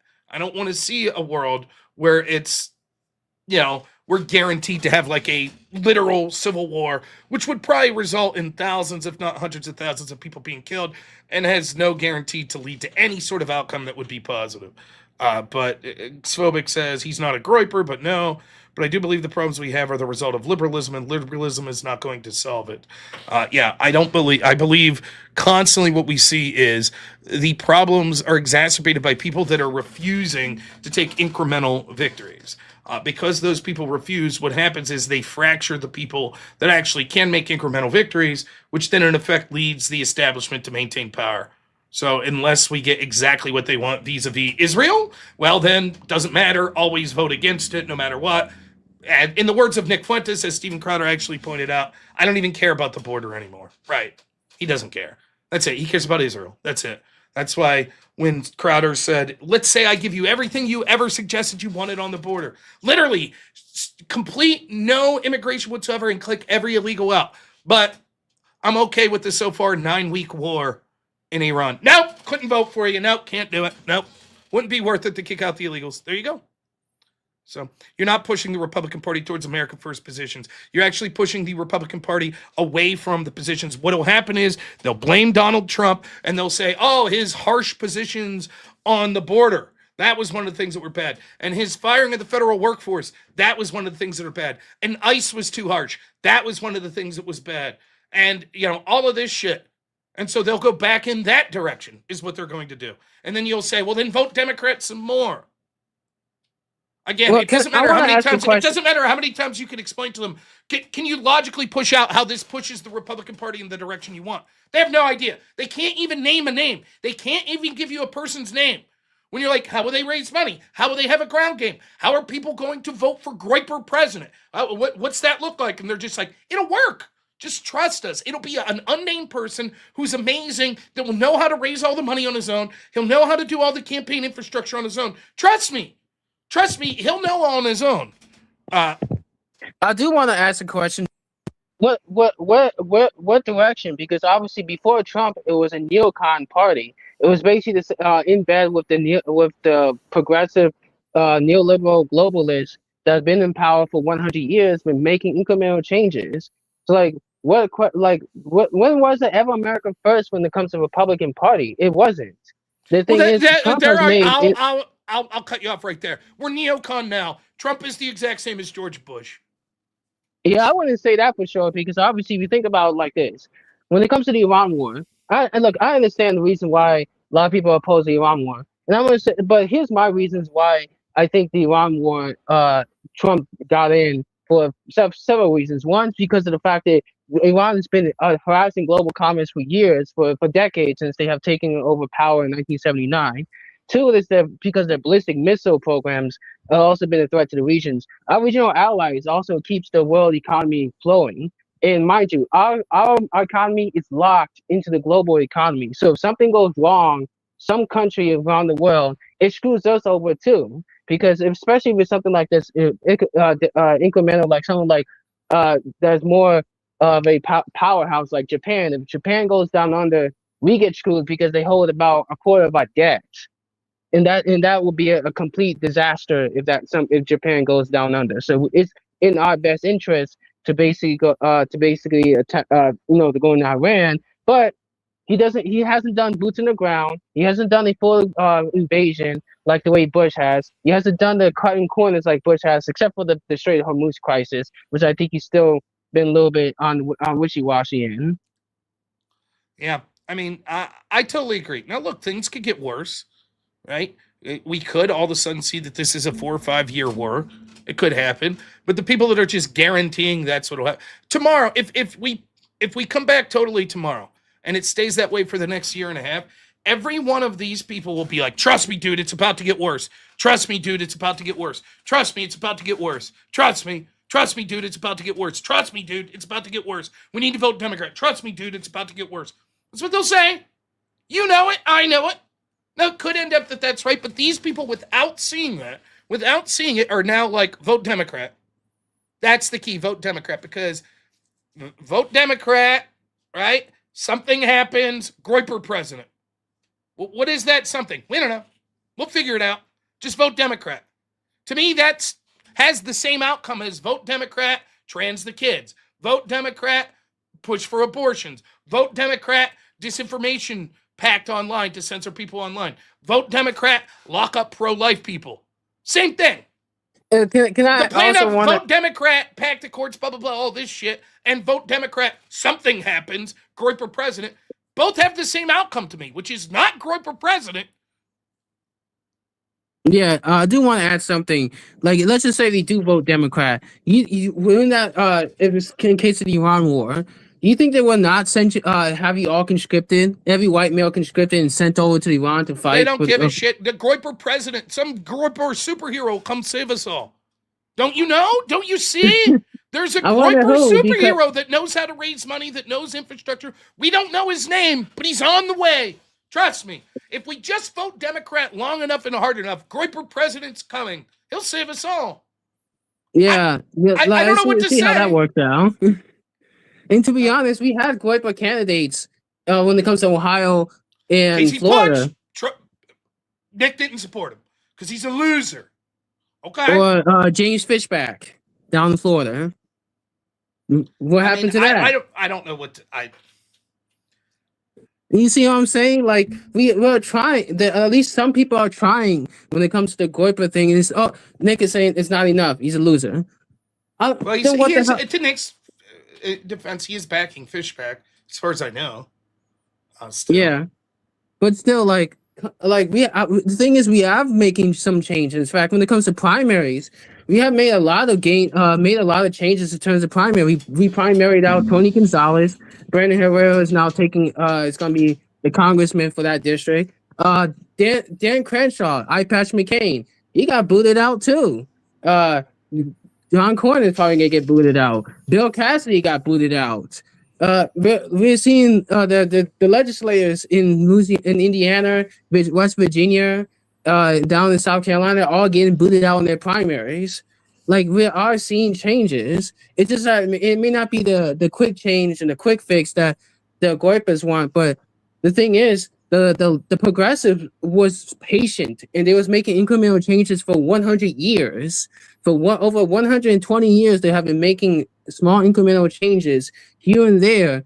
And even though they might have taken big losses, but they have taken a lot of W's throughout the times: civil rights, LGBT, Federal Reserves, income tax, global neoliberalism. You have made a lot of wins throughout the 100 years. We're gonna have to do the same thing, but we're gonna have to do it in the opposite direction. We're gonna have to be patient. We're gonna have to do it by incremental changes. Whether we like it or not, that's what it's gonna be. If not, we're just gonna end up going right back to the same route, and it's gonna get a lot worse. In fact, it's gonna be a lot worse because they already told us what they're planning on doing. They already told us what they have in store for any of us who oppose them. Like, if that's what you want, you're probably not going to win this fight because obviously they have greater numbers. They got greater numbers of cycles who might take you out on a moment's notice. That's not something. That's not the odds that I want to be put in. I want to be in the odds where I have the better chance. I want to be in the position where I have the better odds. I don't want to be in a position when it comes to civil war. You're probably not going to be in good odds. It doesn't matter if you have your nice little AR-15 or your little Glock 19. That's not going to do anything against a bunch of psychos who's coming at you. That's not going to do anything. I don't understand. Xphobic says it's really the Iran war and disagreements over the significance. Oh, so then before, in Trump's first term, he didn't have an Iran war. So Nick Fuentes supported Trump in 2024, right? Oh, wait, he didn't. He didn't. Oh, yeah, he did it. It almost is like the Iran war is a post hoc justification for the lack of support. In fact, I'll bet if I go back before the Iranian attack that Nick was against Trump, is my guess. Before the Iranian attack. Now, I'm clairvoyant. I knew that Trump would do the Iranian attacks. That's going to be the next answer. I mean, regardless of what, do you think the Democrats want to attack Iran? I think they would. In fact, I think when it comes to Democrats, they would send in a whole ground invasion to deal with Iran. And basically, then, of course, want to instill more LGBTQ crap in the country, too. But they will make sure that every white guy, that includes you, Xphobic, be sent out there to war, to an actual war, and you'll be fighting those crazy RGCs by yourselves, and they're not going to give you any help because they don't like you. They already told you that they hate us. They hate white men, and they hate anybody They that's not white that doesn't listen. support them. You're making fantastic points, but allow me to respond. Right? Jews, Jews, Jews,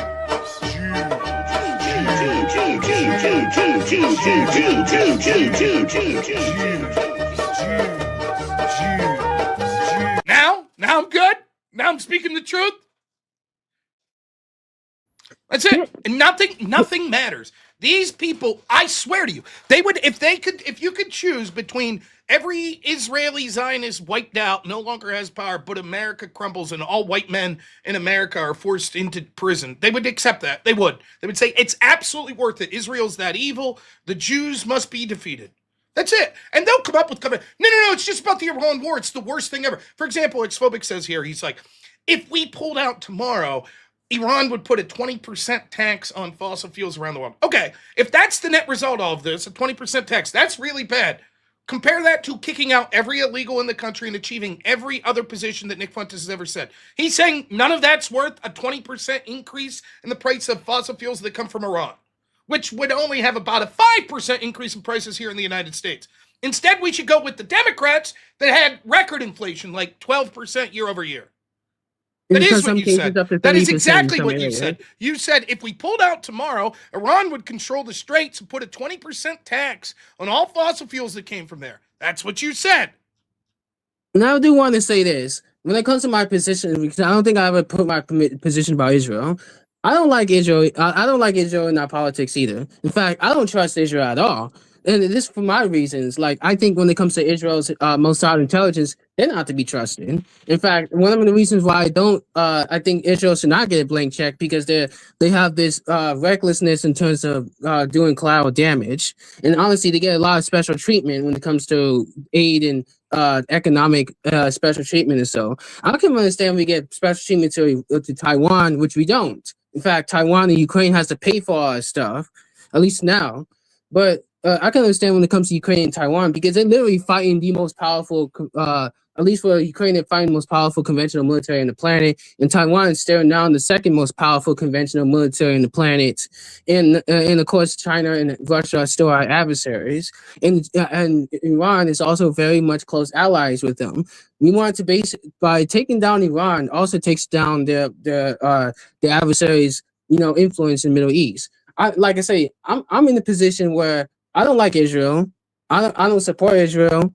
I don't think I mean they're a beautiful country. People are great, but when it comes to their government and the institutions, I don't trust them at all. They don't get for me no blank checks for them. But to me, I can also put in the same position where I don't like Zionists, but I also don't like Islamists. I think Islamists in Iran has been a problem for us for 47 years. They have caused so much problems for us and globally for decades on end. And I think when it comes to their insanity, they want a nuclear weapon because they want to bring about their prophecy. They want to bring about the second coming of Jesus in the way that that starts nuclear war. No, we don't need that. That's why we went in the first place. When it comes to this war, it's because we want to basically put the stop to their weapons grade uranium in their nuclear program. Even though we did attack them last year with their Fordo facility, but they were still trying. They were still trying to make nuclear weapons despite getting hit last year. These guys are not giving up. They're psychotic. I mean, they murdered thousands of their own protesters back in January. They don't care. And this is something that we don't need to have. We don't need to have psychotic Islamists. I mean, we got examples like Saudi Arabia and UAE of more moderate. In fact, they have even taken measures against Islamist fundamentalists. And that's what needs to be done. We don't need Islamists to be running around in the world causing problems. And you have a regime that's causing problems. Yeah, that regime needs to pretty much get neutered. I don't think to get a complete regime change, but at least get neutered to the point that they're not a threat to anybody anymore, including us, because it affects us economically. But I don't like Zionists either. I think Zionists are insufferable. They are the most insufferable people on the planet. I don't even, I largely agree. I don't know if they're the most insufferable on the planet, but yeah, I mean, I agree. I think, as far as I'm concerned, I don't want anything to do with the region.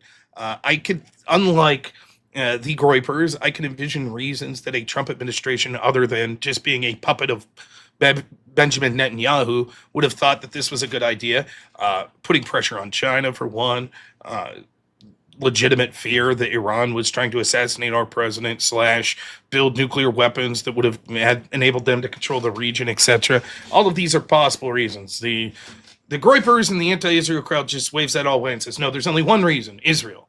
It's the only reason we're there. Israel's the worst. They're evil. They control almost all of our foreign policy.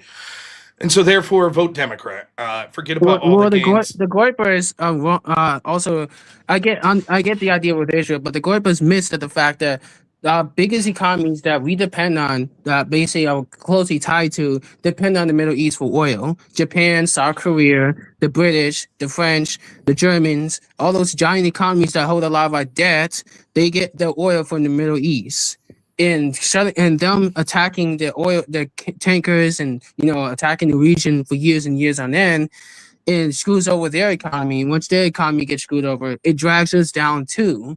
So that's the reason why we all had a vested interest in the Middle East for so long. It's because it generates the oil for their economy for all around the world. Of course, we are the biggest producer, and we don't really need it here, but the problem is that those countries need it, and we need those countries to hold our debt. Because if those countries go belly up because they can't get oil in the Middle East, they're going to sell all the debt back to the United States, and guess what? All that debt comes right back here, and our inflation goes out of control again. We don't want that. I don't think anybody wants that. So we'll see.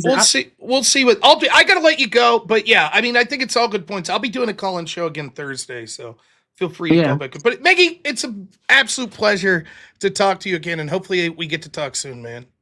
Well, one more thing. There's a link in the chat. I think it's I said this is from the Liberty, Nebraska tornado from another chaser. You should check that one out. It's great. The footage is absolutely nuts. I think you should show the viewers that. Yeah, I will. I will show them that. All right, Maggie, you take it easy.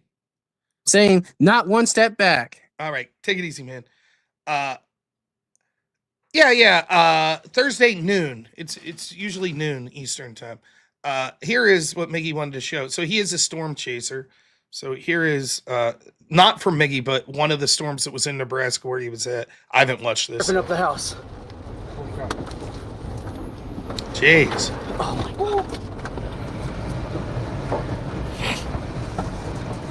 Oh my god.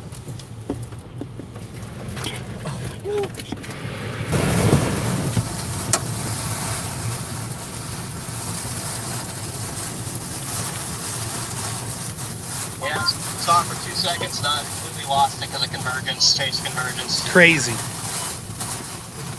Yeah, saw it for 2 seconds, and I completely lost it because of convergence, chase convergence. Debris, okay? Oh, I need that actually. Do you bring that? Yeah. Nice. All right. Here we go. Absolute craziness, man. Really crazy. Now for the Trump is a neocon crowd. So we got some stuff breaking. Yes, as Miggy said there, Trump has endorsed Ken Paxton over John Cornyn. This is causing a meltdown amongst Republicans in the Senate, which is odd because they're all neocons. They're all on the same team. Trump's right with them, right? So here we have Susan Collins. I don't understand it. Paxton is an ethically challenged individual. John Cornyn is an outstanding senator and deserved, in my judgment, the president's support. Obviously, it's the president's call, but I'm disappointed. David Marcus nails it. He says, the president was crystal clear. The deal was, pass the SAVE Act, and I'll support John Cornyn. John Thune decided not to even bring the SAVE Act up for a vote. That's it. Republicans in the Senate, the same ones that we're told are neocons and on the same team as Trump, right? Same ones refuse to pass voter ID in the SAVE Act. They won't do it because there's key people there that they would need to vote for it. That really, this is what I said. How long have I been saying this? If they ended the filibuster All that it would show is there are Senate Republicans that don't stand with Trump on these issues. They don't. We're at war with Iran. It's kind of disingenuous. Anyone who's ever gone to a war is a neocon, just to be clear. That's the claim here, right? Even if the neocons, even if these people, you're saying, so we have two competing interpretations. My interpretation, which is there is a serious fracture between Trump and key members of the old establishment Republican Party. Xphobic says, no, they're all the same.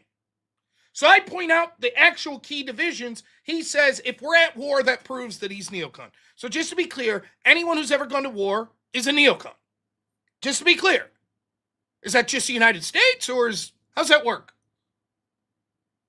World War II, neocons. Civil War, neocons. Vietnam, neocons. Korea, neocons. War of 1812, neocons. French-Indian War, neocons. Revolutionary War, neocons. Oh, it's just this war. Just this war specifically.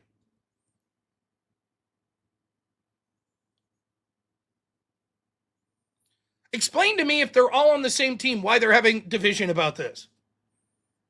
Now, again, I'm so sorry. It's not Xphobic's fault. I always get one person.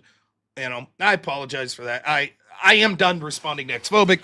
There's nothing you can say to the Groypers. He could call in if he wants. That's it. Anyways, point is, if we would have ended the filibuster, they still wouldn't have passed the SAVE Act. Because there's enough people in the Republican Senate that would be like, no, I don't agree with Trump. Now they're pissed off because he embraced someone that's more America first. They don't like that. They don't like it at all.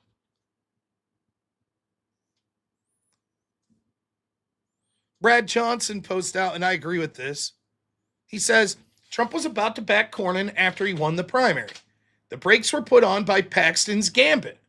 You remember when Paxton came out and said, hey, I'll consider dropping out of the race if the SAVE Act's passed. Remember that? 10 weeks later, Trump endorses Paxton. Has to be among the most successful political maneuvers of all time. Totally agree. Masterful by Paxton. He's like, I'll fall on the sword. I will.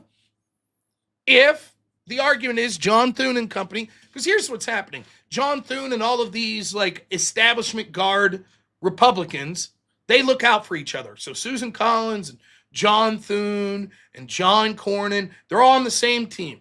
And they're going to look out for each other. And they want to keep their positions. And so when they see one of theirs in trouble, in this case John Cornyn, they're like, we don't like that. We got each other's backs. So basically, Paxton plays it masterfully. He says, okay, I'll ensure that Cornyn wins. I'll drop out if you all end the filibuster and pass the SAVE Act. And these cabal of these Republicans called Trump's bluff, called Paxton's bluff. We're not going to do the SAVE Act. Okay. Then you get Paxton.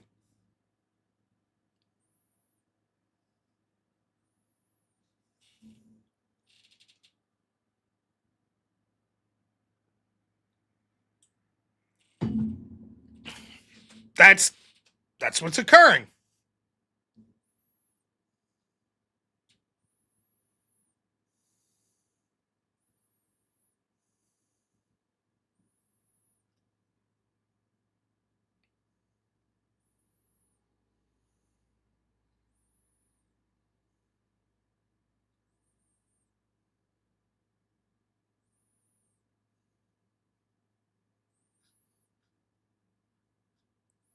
Cornyn put out a statement.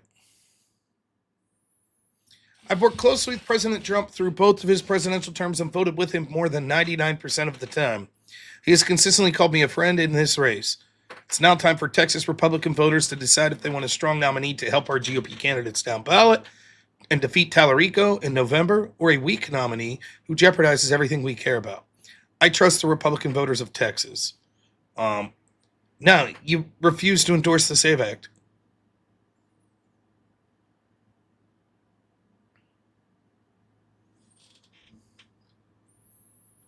And Scott Pressler's on it.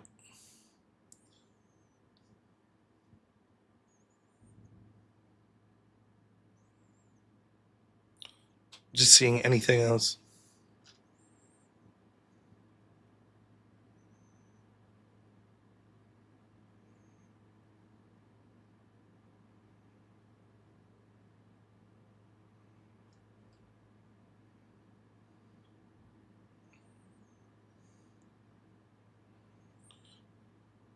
Thune tells me of Trump's, a reporter saying this. Thune said of Trump's Paxton endorsement, it's his decision. Republicans were stone-faced as they walked into lunch.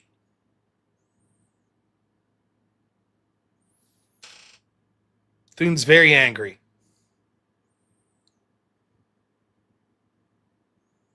Here's J.D. Vance talking about it.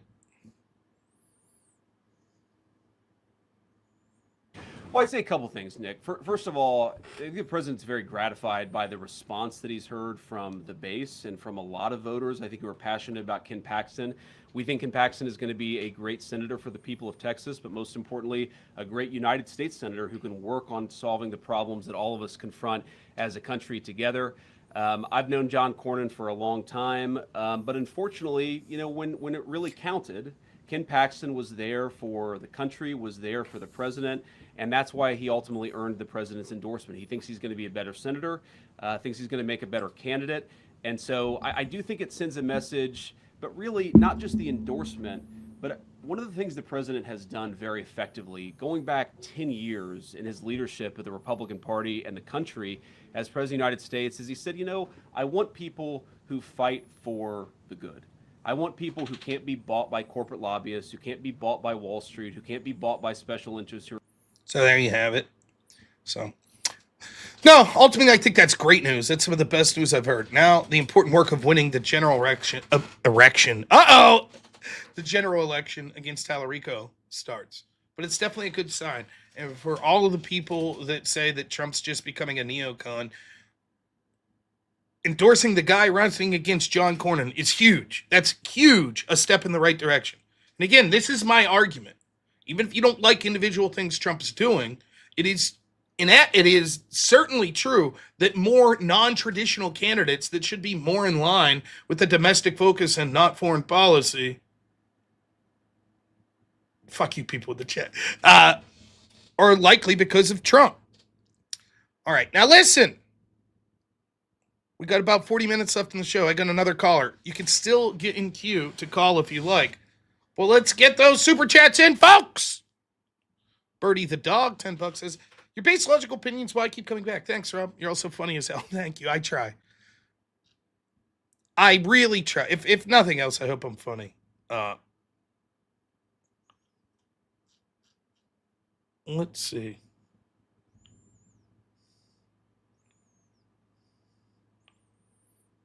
Weird. Okay. We're going to get to the next caller, and then afterwards, am I going to just super chat? No, I'm just kidding. All right, Mr. What's up, my friend? How you doing? Good. How's it going? Can you hear me? Yeah, hear you good. How's the volume? Pretty good. Okay, just a quick few points, and then I'll let someone else come up and let you move on. But yeah, it kind of offends me when I hear this nonsense about all this stuff and how nothing's getting done. What I do is I archive all of it, so I have the receipts for everything. So if you wouldn't mind, I'll just start blasting off some things real quick. Sure. For the chat. Have at. Yeah. Right. So as far as like getting rid of rhinos, right? Tillis is gone. McConnell is about to be gone. Gonzalez is gone. We all know what happened with him, that incident that happened, right? What happened in Indiana with the primary. So by my count, we're like 11-2 regarding them keeping rhinos and getting MAGA candidates in, right? That's the first thing. As far as like, and I love your new shows, by the way, with that, with the guy Ryan. Yeah. Oh my God. because people are like, oh, they're not draining the swamp, nothing's getting done. They arrested 33 judges for cartel ties, and there's like a slew of other things that I can get into with that. But you have the Judicial Watch who won their lawsuit. 800,000 ineligible voters were removed from the voter rolls in Oregon. 18 USC 611, illegals can't vote in federal elections, and this is still being argued right now. So these are tangible wins. The HR 4 Rescissions Act of 2025, 9.4 billion saved through the elimination of USAID. I mean, we have 180 to 280 billion in the California fraud. That's like almost 4 times the cost of the Iran scenario right now. I could go on and on. It's like the wins are just piling up, but the mainstream media does not want to show everybody this stuff. As far as the economy, really quick, there's a report, Peterson Financial Institute. Okay, so the mistake that I think the Democrats make, and I say this all the time, you can give them the answers and they'll just ignore you. It's just orange man bad everything. But the economy is not linear. Okay, so there's these reports out there that show that through indirect action, the deficit, right, the 33 plus, now it's whatever trillion deficit, it's gutted almost 1/3 savings over a 10-year period. So it's not like this idea that you can just erase everything bad that happened when they had power for the last 12 to 16 years is just insane. It's a process that needs to happen in a specific way, because too many people get hurt if you just go, F it, we're going to burn everything to the ground. Yeah, and look, Yeah. I think if you're along with what I agree with everything you're saying. Along with that, look, I think that it's fair to say that there have been some decisions Trump's made, including the Iran attack, including tariffs, that is going to cause some short-term measures of inflation. The question has always been, how do you get to a serious long-term solution? We've dug ourselves in this hole for 30 to 50 years. How do we expect in 1 term or 2 terms to be able to dig ourselves out? And the truth is, any feasible plan is going to require some amounts of short-term pain. That doesn't mean that we had to attack Iran. That's not what I'm suggesting. And certainly that's causing fuel prices to rise now. But the question is, what does it mean ultimately in the grand scheme of things? When you go back to the Biden administration and you see like 12% year over year inflation or numbers like that from some of these years, and we see over a 4-year period, your real wage growth declined. It actually went down. Then to see those people today clutching their pearls at like, oh my gosh, fuel prices are still not as high as they were at the highest of Biden's, but still they're high. Yeah, I mean, 2 things can be true simultaneously. People are experiencing pain right now, and there has to be a limit to that. There really does. But there are a significant amount of victories and long-term things that Trump's trending us in the right direction. Things I would add to what you said, these court decisions, right? As I was saying earlier, could arguably be that, and sort of the Overton window shifting, I think, are going to be Trump's legacy. Chevron deference being ended, VRA, racial gerrymandering being ended. We may see a victory still on birthright citizenship. Roe v. Wade overturned. If I would have told you in 2016 just those things alone would have been accomplished by a Trump presidency, 99% of conservatives would be like, that's impossible. That would be amazing. But that's where we're at. Yeah. But it's interesting, like you were mentioning. There was a trading economics report. U.S. manufacturing sector up 54.5 points, the most since 2022. Like you said, it's like these people have this idea in their head. It's like all or nothing. That's not the way it works. These things are a delicate process to reduce the amount of pain. Just one more thing, like as far as the Iran stuff, here's my 2 cents on the Iran stuff. If you want to say,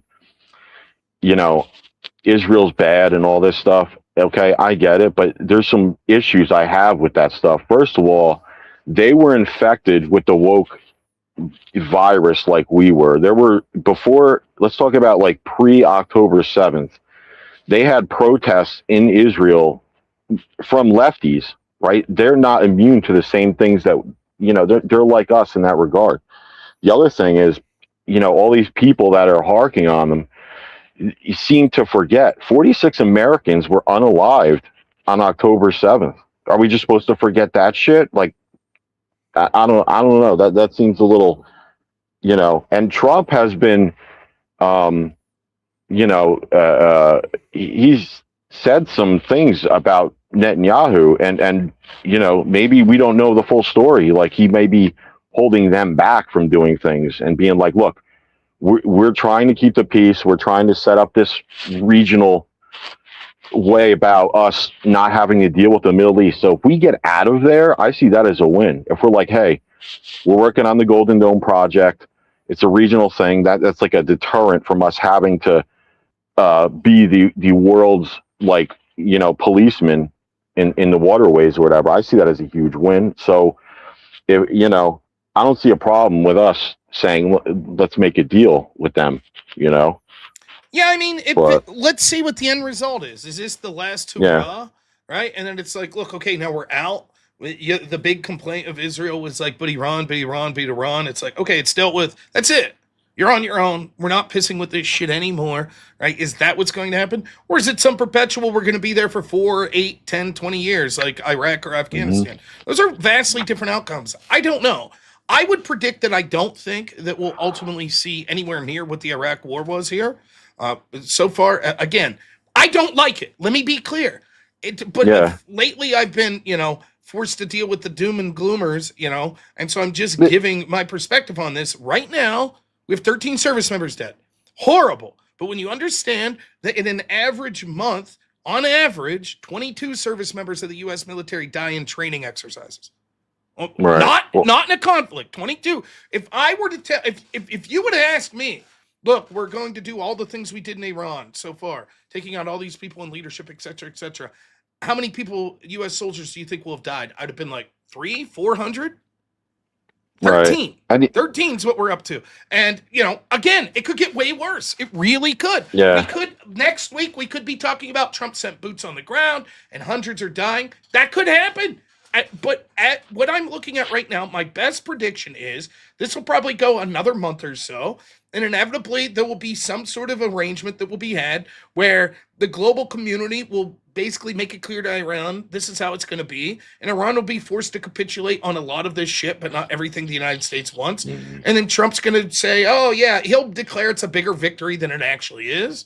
But it's not going to be the disaster that people are suggesting. I also predict that we'll probably see a terror attack before the election that will at least be blamed and probably have connections to Iran. I believe that's something we're likely to see.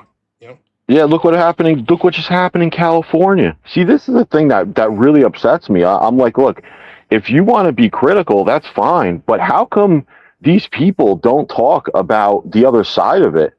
The Angel family victims of immigrants, like crime and everything like that. Like, and then you have like the whole Epstein thing where I'm like, look, I get it, right? That's obviously a bad scenario. But none of them talk about how Hakeem Jeffries had lunches with the guy regularly, and Plaskin had direct contact with the prison guards. Yep. Like, I don't know. It's only Republicans, right? Well, vote Democrat, right? They cared about the Epstein files so much in Iran. It's silly. Right. So, well, hey, man, I got to let you go. I have another caller to get to. Right, man. Truly a pleasure. Yeah. Call back in any time, man. We'll see you. All right. I remind you once more, get those super chats in. You can do it. I know you can. If you like this, if you like the call-in show, I had a lot of people asking to bring it back. So the two things you could do to really help me is actually call in. It really helps, obviously, for a call-in show. It helps to have callers. And to support, to encourage that we keep doing these types of shows. All right. Next up, we have a great friend of the show, Premonition. Premonition, how you doing today? Hi, dear. It's been a long time since we've spoken. I know. We once in a while we'll be on a panel on verbal combat, but man, just to talk to you, how's it been? I'm doing okay. I'm doing all right. We got stuff going on around here, trying to sell a house, yada yada. Life. Oh boy, yeah. but I wanted to just touch bases. I changed my picture. Um, you know, on the topic of what you were discussing, I mean, because we will see, yeah, really glad you brought back the Colin show. But Sure. on the topic you're discussing, and I know that my idea is impossible. I have mentioned it before. I know it'll never happen, and I know it is impossible, but I think that it is the only thing that would save us. Uh, the and I mean the whole landmass. I'm talking from Canada all the way down to the tip of Chile. I I really think that we should draw everybody back, everybody, bring them all home, because it is so out of control now. There's nothing that is in order now. There's nothing that is in line, and I think we need a complete reset, and I mean one that would last a long time. So you're And suggesting bring every troop home from every country is what you're suggesting? I'm talking bringing everybody home that wants to come, and then remove everybody that is not supposed to be here, and that includes visa holders unless they have a doctorate or are helping us with our science, or something really significant, because we have enough brain power in the United States to handle anything we need to handle. We also, if you look at, if you included from the tip of Canada to the tip of Chile, in this isolation project, I know we'd be fighting with the drug lords, whatever. Um, Other than that, on our gigantic landmass involving both, north and south, we have absolutely every item and or mineral and or mining thing that we could ever want.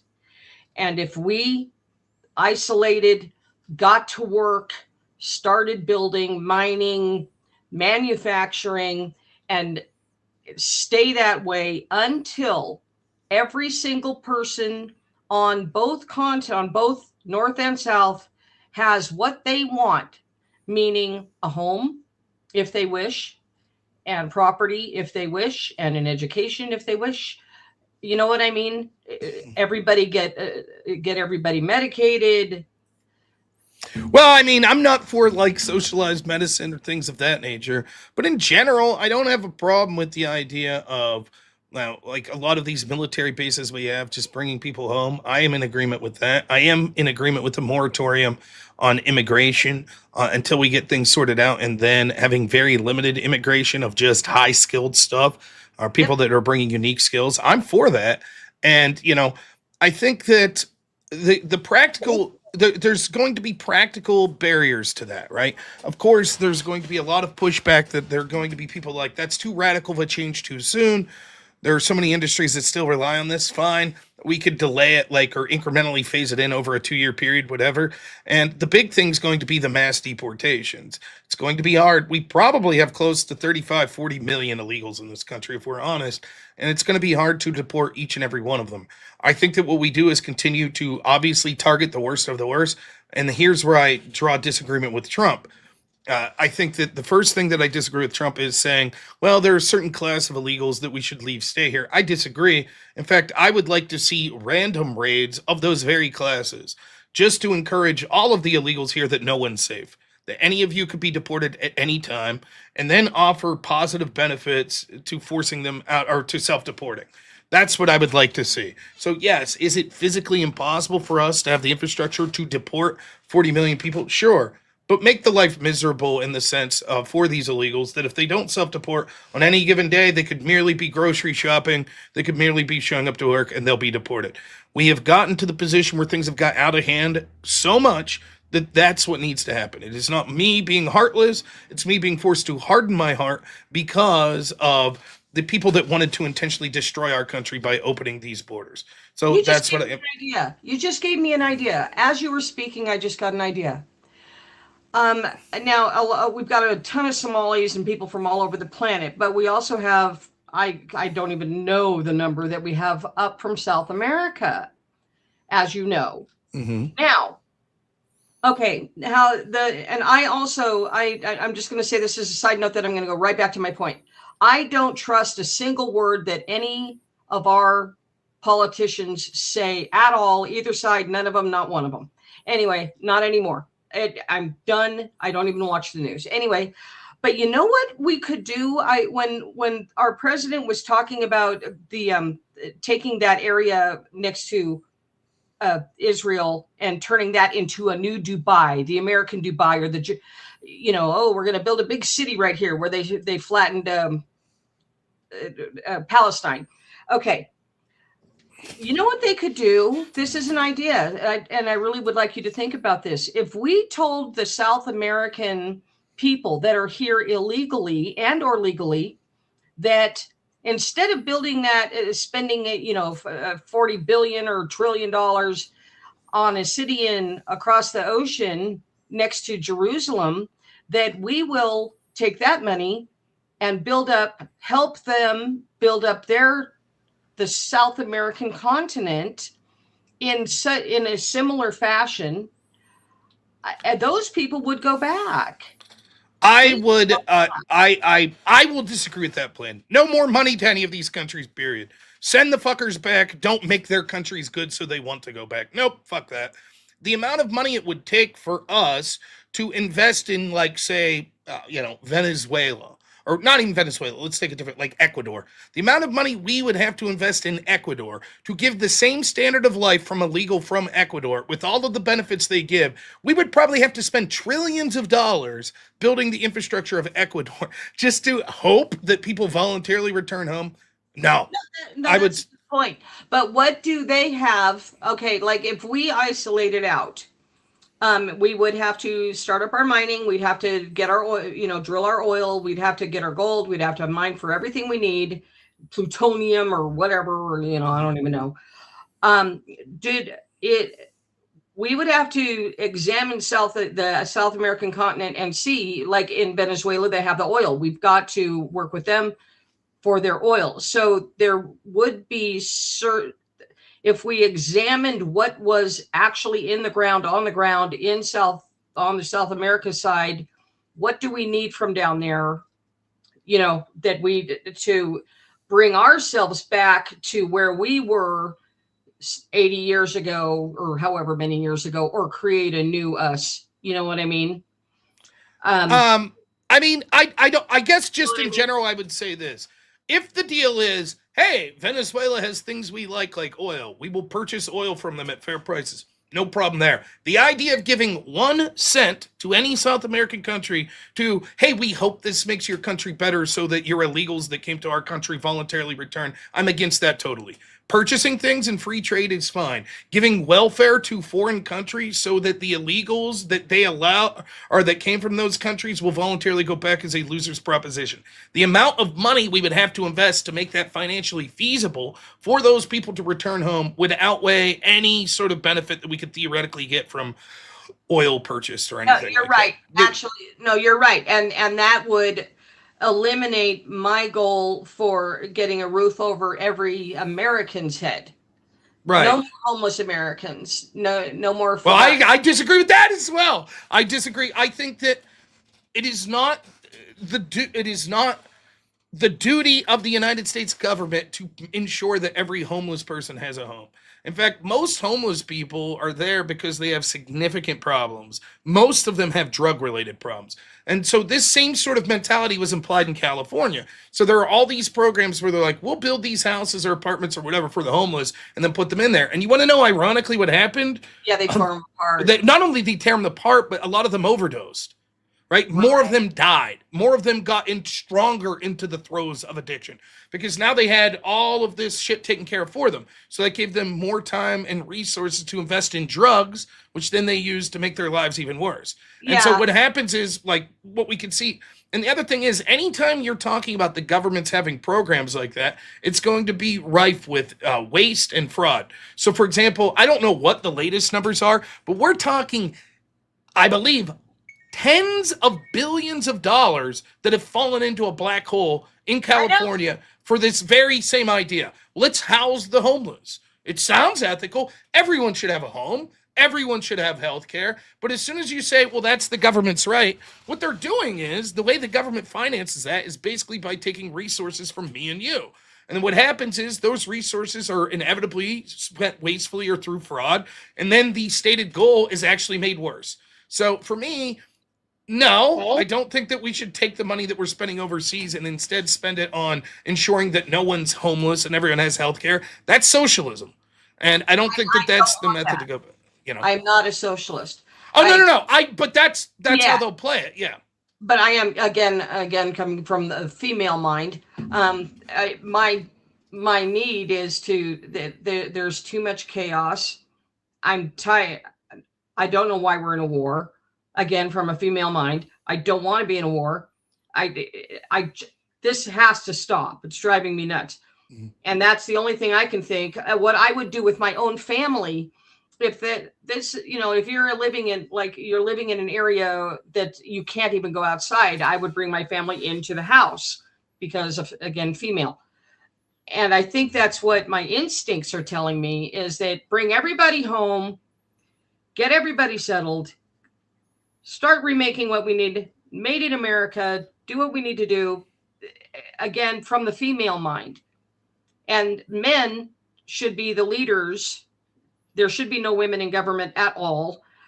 But from a female mind, that is where my instincts are driving me. And, so put that in your quiver as coming from a female, and maybe you could come up with some kind of a solution. You know what I mean? Yeah.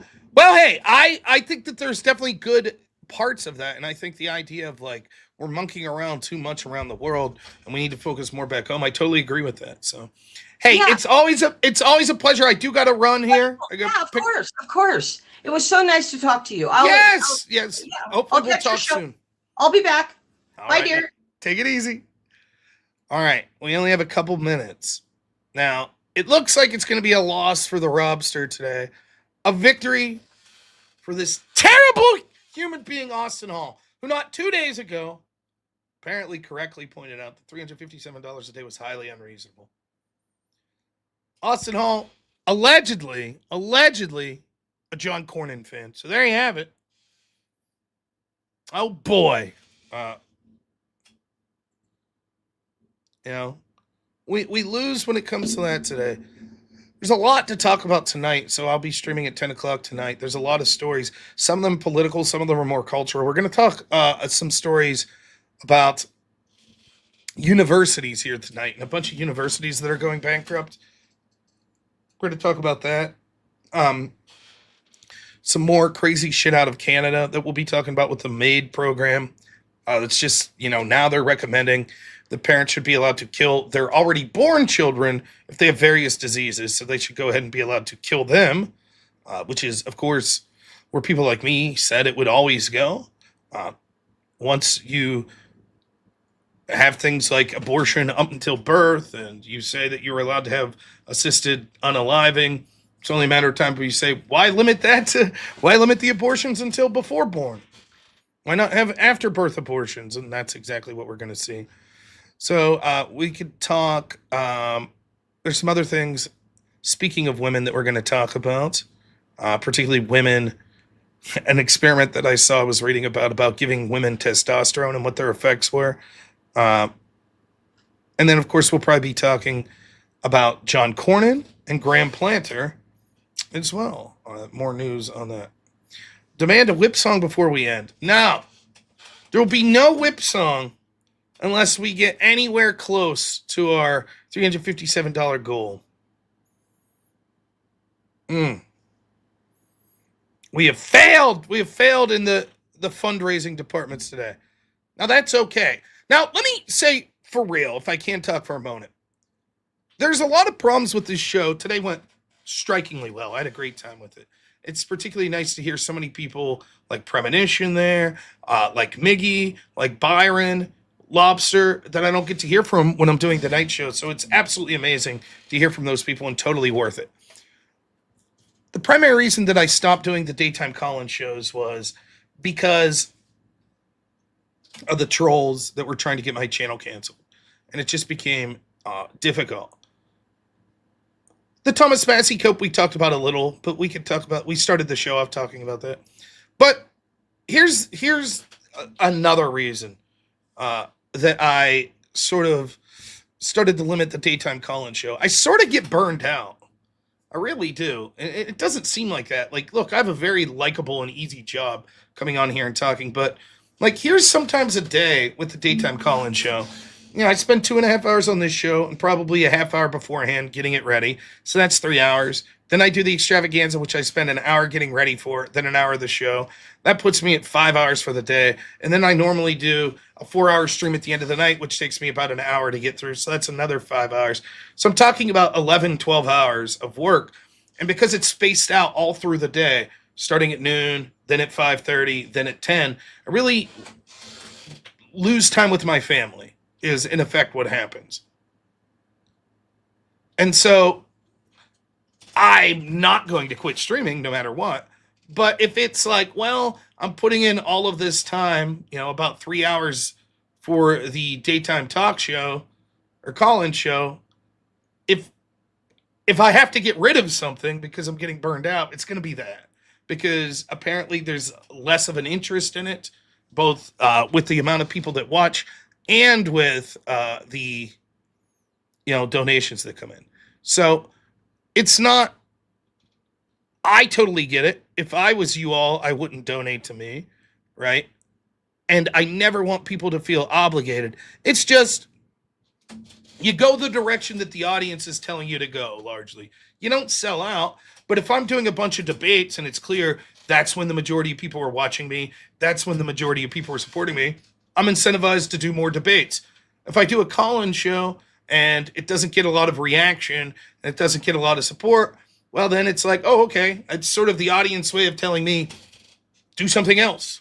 This isn't doing it. So that's all. Couple more super chats did come in. Thank you. Caleb, thanks for the $2. Really appreciate it, man. Mrs. Nothing, $5 says, missed the live. I'm speaking. Watch later and enjoyed it. Keep up the good work. Thank you. And the great GG gives 5 memberships. Thank you. Thank you so much. Nah, memberships don't count towards the whip song. I can't figure out how to work that in. Now, today I have a super exciting day lined up. I'm going to pick my son up at school here. I'll leave in about 7 minutes. Then I'm going to vote. Then, by the way, if you're in Pennsylvania, primary voting day, get out there. Do a little research. In districts like mine, there's not a lot of choice.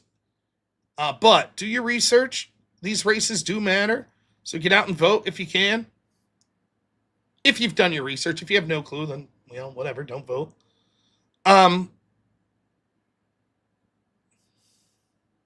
I will tell Hank that the chat said I absolutely will. And then I have the first T-ball practice with my son. So I'm very much looking forward to it. I guess we did have one $100 dono. Now listen, just so you know, on these daytime shows, I'm not doing Whip Wheel song normally. But seeing as how we have some time at the end, I'll annoy the piss out of myself and everyone else by playing one song. Thank you, Flavius, for the support. Really appreciate it.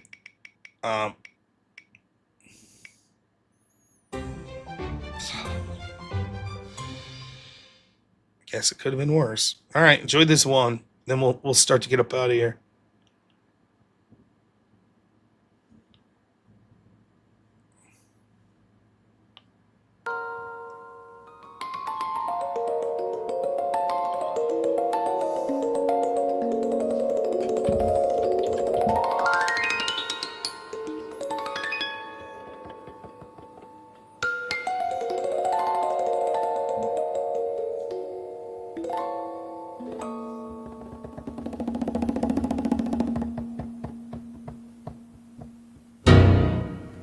Where there's a whip, there's a way.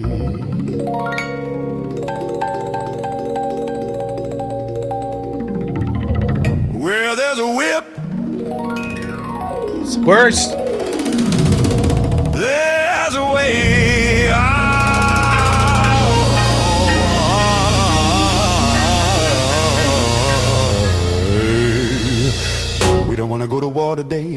to the lashes, nay, nay, nay. We're gonna march all day, all day, all day.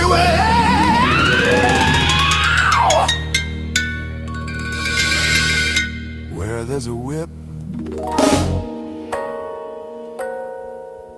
there's a way. Where there's a whip, there's a way.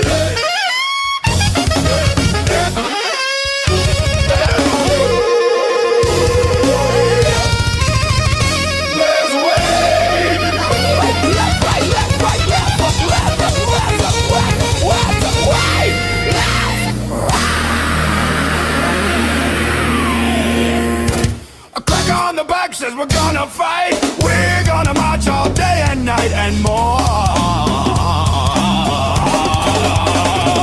For we are the slaves of the Dark Lord's war.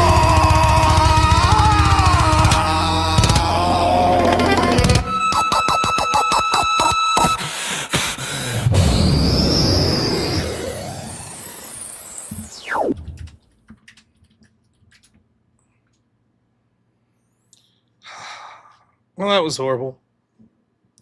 What can I say? Horrible, horrible, horrible. I can't find the clip I was looking for the the X clip. I have to bookmark it. Where's it at?